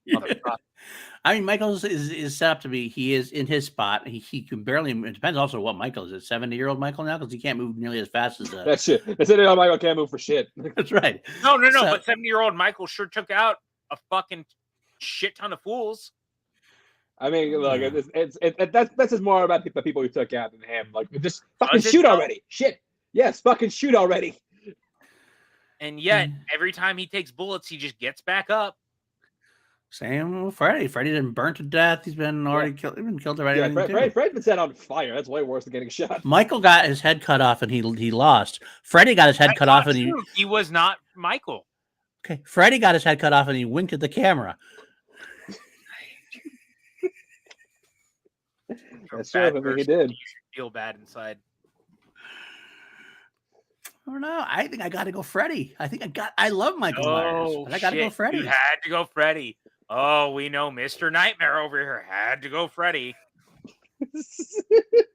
He's so mad. He gets so upset. He gets so upset when he knows he's wrong. He gets so mad. I'm wrong? No. I just hate watching a friend that I really care about be on the wrong side of history when he knows Michael should win. But he gets so mad in this case. So mad. I know. Yeah, Michael's the correct answer. Okay, but keep in mind, it's not over yet. I do still have votes. Chance has to answer. And here's the thing. I know where Chance is probably going to go. Do you? I don't know. I'm guessing. I was like, what Lego has to say. You can read what Lego has to say in the chat. I think that's fair. What is that? She said, Lego says, New Nightmare, because King Freddy becomes real and kills Nick Castle and anyone who makes the Halloween movies. That's fucking true. He killed Nick Castle's a translation. He wins. I mean, it's not technically wrong. I hate that that's right, but it's not wrong. Damn it, Lego. This is the second time you've helped them without realizing it. She's smart. She's smart. This is tough. Judging based on the deadliness. Judging based on the deadliness, like I said, because if going based on survival, I'd give it to Michael. Sponsorship, I give it to Freddy. Who's the deadliest? Sorry, PJ, I gotta lean Freddy Krueger on this one. Michael has a bigger kill count, but that's fine. Well, he also has more movies, so yeah, obviously. No, I mean, but it's not his fault. He's had more movies. It's just that WB's dragged their feet trying to do anything since they fucked it up with Jackie Earl Haley. And that's not Freddy's fault either. That's right, isn't it? Though he was so bad. No, it is because Michael's reboot was totally fine and it made money, and the second one was not nearly as well received. It made half the money, and yet he still got another trilogy after. Well, because they also already shot Halloween Ends. Well, also because it's much easier. They waited until Kills was done. It's also much easier, but they didn't wait till Kills was out. It's also much easier to make a Michael movie when you put some guy in a mask. That's true. Anyway, so there's that. It was really great hanging out with everyone tonight. We're gonna go ahead. That's fine. All right, I guess. Something about a bit because you lose. All right. I brought you back, didn't I? All right. Final matchup. We're gonna see who's the real winner of this contest, because it is. I didn't plan on this happening, but it is how it shook out. We do have Jason Voorhees versus Freddy Krueger. God damn it! How does this actually happen? Oh my How God. does this happen? This is your fault. This is your fault. I swear I did. No, I'm blaming TLD, not you. They just ended up on the opposite end of the bracket, and this is how it happens. Freddy versus Jason. I mean, we have to finish the movie that never was actually, because it ends not finished, really. Well, that's not true. There's 2 sequel comics. Oh, nobody reads, PJ. only lamos read. Correct. Hence me. So wow. Okay, so here's what I'll say. Okay, sponsorship. It's something like sponsorship. Freddy wins. Right. Survival. Jason wins. Who's deadlier? All right. Here's what it's going to come down to. The correct answer is Ash Williams. Jeremy nailed. No. Jason is a ripoff of Michael anyway, and Freddy just beat Michael. Right? Lego, you were never lame-o. You were never lame-o.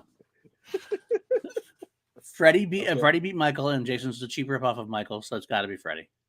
Okay, fair enough. I'm sorry. I'm taking the side of the chat in this that Ash wins all of it. Ash isn't playing. I don't know. Yeah, Ash is not here. Ash ain't playing. Yes, I set up the games. Yes, I do. yes, he does, actually. God damn you, Chance. It is what it is, my friend. You can't argue that. I'm going straight up, Jason. for his survival techniques. Like, look, don't get me wrong, Freddy's got all the dream stuff, but here's the thing: Jason is tortured by his own dreams and memories anyway. He lives in constant fucking fear of his mother, and yet he still has the kill count and the aptitude to do the shit that he does. He went to space. He went to Manhattan. He went to hell and back. He fucking cut off his head. Even if Freddy winks at the camera, he cut off Freddy's head. Jason is my boy. He's scared of water, and yet he still managed to cut off Freddy's head. Let's throw this out here as well, though.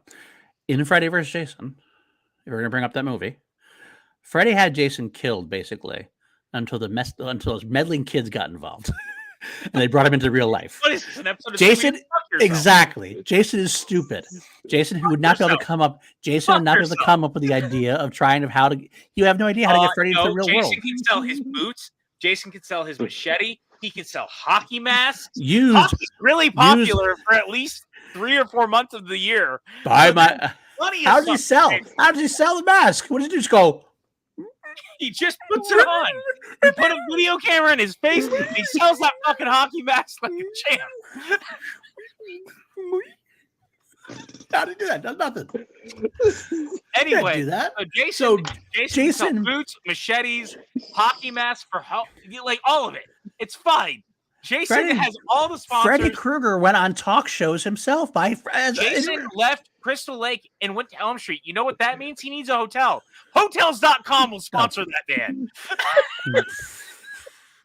Freddy will sell. How many night sleep aids can Freddy sell? Freddy can sell CPAP machines. Yeah, He but can then you're killing the things that you're sponsoring. You're killing the people who buy the things that your sponsorship is selling. Well, then he That can doesn't fine. work. Fine. Freddy can sell no-dos. He can sell coffee. He sells coffee Jason makers. can sell coffee. No, but think about that. Jason can sell getaways to beautiful lakes with trees. What? Freddy can But sell dream vacations. Total Recall style. You just said they're not going to recruit somebody and sell them and going to kill them. So why would he sell? Why would he sell like getaways that people going to kill? Yeah, because we're gonna go that route. Look, man, if he can use it as an argument, I can too. Okay. Freddy will go full Total Recall and dream vacations on sale now. I hate you so much. Fuck. I don't Okay. want Freddy to win this so badly. I want Jason to win. We got time. So I'm the final vote here. Yeah, that's a good First point. of all, Lego's idea was Freddy selling Was it? coffee. Did I miss Not that? yours, PLD. Go fuck yourself. Doesn't matter if it's my idea or not. I'll give it to Lego if it's your idea. I didn't say it, first but if of it's Lego all, idea, it's first still of a good all, argument. let me just say, PJ, we got the perfect clip to pull for Twitter later. Okay, Secondly, I'm really glad that you enjoyed that. This was the clip that you pulled out from this show. yes, this whole section. Is it because you like me this is what I being pulled mad out. and yelling at PLD? Yes. Okay. Okay, but there is one thing that one of you said that swayed me. If Michael Myers couldn't be Freddy Krueger, low rent Michael Myers ain't doing it. I give it to Freddy. Freddy wins the Horror Hunger Games. So it's very fitting to have somebody saying "We're the champions" and the guy named Freddy. I hate you so much, PLD. I love you. So PJ. yes, that was our tournament game. We will definitely be doing more of these in the future. And PLD will be the unwitting guest on all of them. Hi, PJ. We're gonna do what? Oh my god! So, that was a really good game and all. But also go fuck yourself, PLD. I'll take it. I'll take that. I'm glad that you had fun. At least Lego's happy. Like, yeah, look There's at that. that. Thank you, Chance, for setting this up. It was a very fun contest. Yeah, thank Of you, Chance. course. I'd been meaning to ask you, and then he texted me and he was like, "Hey, we can do it when I get back." And I was like, "That's a good point. We already had PLD. He can't say no once he's on air."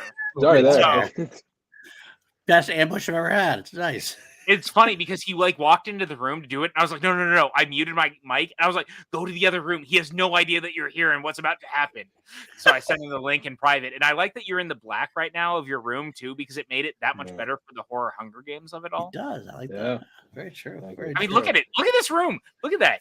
Guys, get that man on. Get this man. Someone date this man. He's so handsome. Look at that. That's true. That's very true. Anyway, so Chance, I want to ask you before we get out of here, because now we've Horror Hunger Games and talked to Schmoedown. for the last 2.5 hours, and we got to get out of here sooner rather than later. But what was your favorite match that you ever played?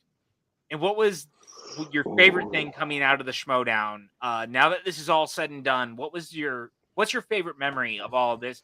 And chat, if you have any questions for Chance, please send them before we get out of here in the next 10 minutes. Favorite match I ever played? Damn, that's tough. If I had to pick one, I would say, you know what? I would say my first match against Janine in New York that first time in 2019. Okay. Being the leadoff of the season and being the leadoff for the first live show outside of LA, that was great. In terms of competition, though, one of my favorite ones was the fourth Founding Fathers match that Mike and I played. And guys, that's one of my all-time favorites. And if you guys haven't seen those matches, please. Oh wait, I need to pull the banner down so you can't see it. Google that fucker. If you have not seen that match, Google that fucker. Actually, I don't think they can right now. I think they have to wait till it goes up on the archive channel bit by bit at this point, I think. Well, then I'm going to be very sad, Joe Bob, being Santa Claus, drinking a beer. And as far as I heard memory, so many.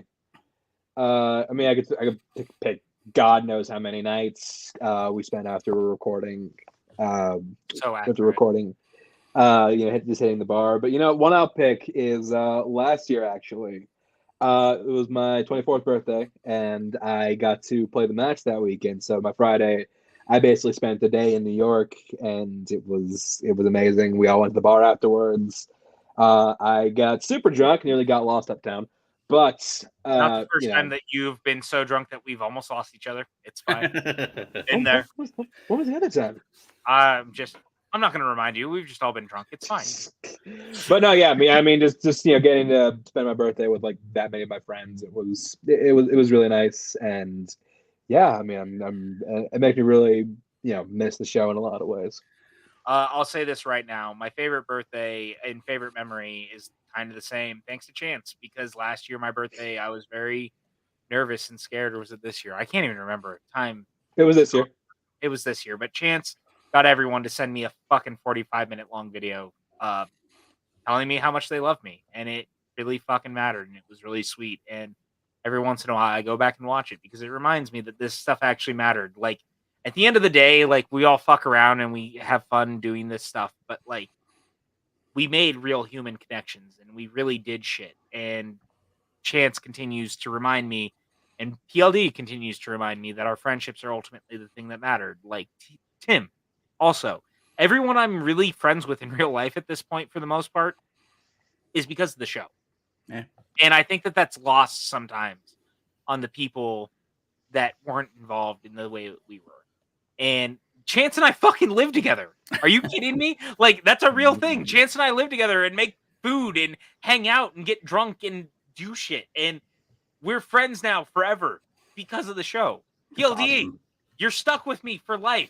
Because of the show. I don't know how to help you guys. Like, the two of you on screen, there's no one in the world I spend more time with than the two of you. And that's very fucking telling. But it does matter. It really does. And before we get out of here, PLD, I'm going to ask you your thing. But we got another Streamlabs before we left. Okay. The Streamlab is from Ed Harris.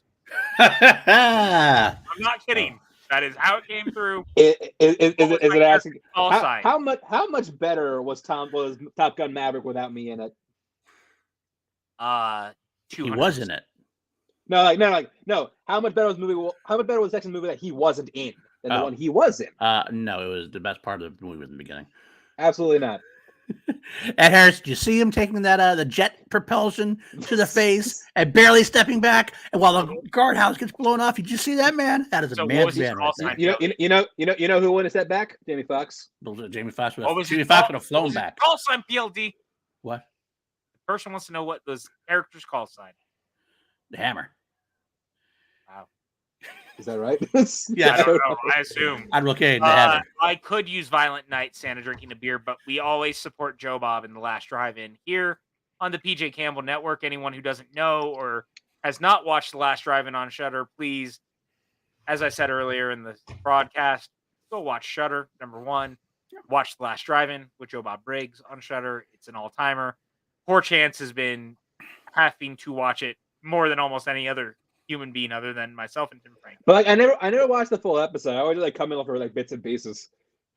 Yeah, it's true. I feel like I have the gist of it though. You do. You definitely get the gist of it. But I appreciate the willingness to sit At down. some point, I would like to sit down and watch an entire Joe Bob just to know what it's like. Yes. See, Joe Bob is fun. Joe Bob is fun. Exactly. Yes. See, exactly. So with that, PLD, give us your best memory for the Schmoedown, and we're gonna call this a night. I'll have everyone say where they're at. Get out of here. Best memory. My favorite match I ever watched live, I guess, would be the Houston event, Bateman versus Guy, just because of how much fun it was with the Action Army there. Got to meet Smets there. I know what should be your favorite memory. I don't know if it will be. I know it should be though. I kind of want to hear that. So let's hear what you have to say. Well, no, you say what it is, and then I'll tell you what I think it should be. What, Ed Harris got to get sliced in the throwdown? Is that what you're going to think? No, that's not it. That's not it. I think my favorite memory of actually when I was more heavily involved in getting to actually perform probably is, I think it actually might end up being spectacular. Just this last spectacular as a whole, like just the amount of like love we all were like showing each other, and like the questions, like again the callbacks, and like it just meant so much to me as like the community, the subset of the community of the actual like the players there, and the thing, and the commentators and everything else, and how much we loved having it, and then getting to experience that again with the fans watching it and everything else. It just brought the whole thing together for me. I mean, maybe that's probably recency bias. I'm not going to lie, but it still really touches me. Answer, I think. And also, how much horror is too much? I will find the answer real quick. There is no. The limit does not exist, according to me. Correct. Oh well, no, it does. It very much does. It does. I got a line. I'll tell you that much. Well, I'm sure you do, but you're Mr. Grumpy Gus sometimes, and I love you. Hey. When I come to visit you, that's when we'll find out. What should be your favorite memory is the birth of the PLD challenge. The PLD challenge. That actually is. I wish I had like the graphic ready to go, but yeah, no, it should be the PLD challenge. I think I actually saved that, or I saved it maybe by Twitter at some point, because that was a thing that's another thing that COVID killed. I think like some people did follow up on it afterwards, but when Chance did that, here actually was this there? Is it right here? This might be the. I could show the visual at least. The best part also was Nerd Chronic put it to Star Wars music. Star Wars music, yeah. But it's in case people don't know. Here we go. Alan Smithy said his favorite memory walking through the curtain and down the aisle at Spectacular. I mean, I was wearing a Guy Fawkes mask, but it was still cool to be a part of the show. I love that. All right, here's the PLD challenge, because this is one of my favorites too. For those who are not aware, PLD, go ahead and pull that up. This is one group of. One group we did. This isn't me. This is one group. I was there for this. I'm there somewhere. For those who don't know, there's an original video of PLD being super shocked seeing the Millennium Falcon for the first time. I did my own version of that, I'm pretty sure, as well. The fact that like Sony, because I was the first one to do it, and then like Sony people like started doing the same thing. I'm just like, it's amazing. Oh, I got it. You have it. I did. I'll say real quick before I pull it up. I have a lot of favorite memories. I think my favorite of all time will probably always be when we did the bootleg match for the Smash-a-thon. Yes. Because I really feel like the Smash-a-thon was like the culmination of everything that this community is in so many ways. And I need to shout out Sean Sullivan putting it all together and getting us all together for that really, really wonderful event. And being able to raise so much money that Smets was able to take the time he needed to actually get better with his cancer diagnosis and heal, and take the time to give him and his family some sort of rest and some sort of real comfort in everything that was going on. And I've always really appreciated that we did that. And in you guys doing that, I got to write a match out of nowhere where I got to call it. And Mark and Ellis did a match together. and it's one of my favorites. So anytime anyone asks about bootleg matches, and we've joked about them in the past, that's where it came from, because it was a bootleg match. I remember asking Ellis, I was like, is it okay if we do this? And he goes, don't worry, I'll talk to Christian, make sure that he knows that it's like fine. And if not, fuck it, he'll yell at me.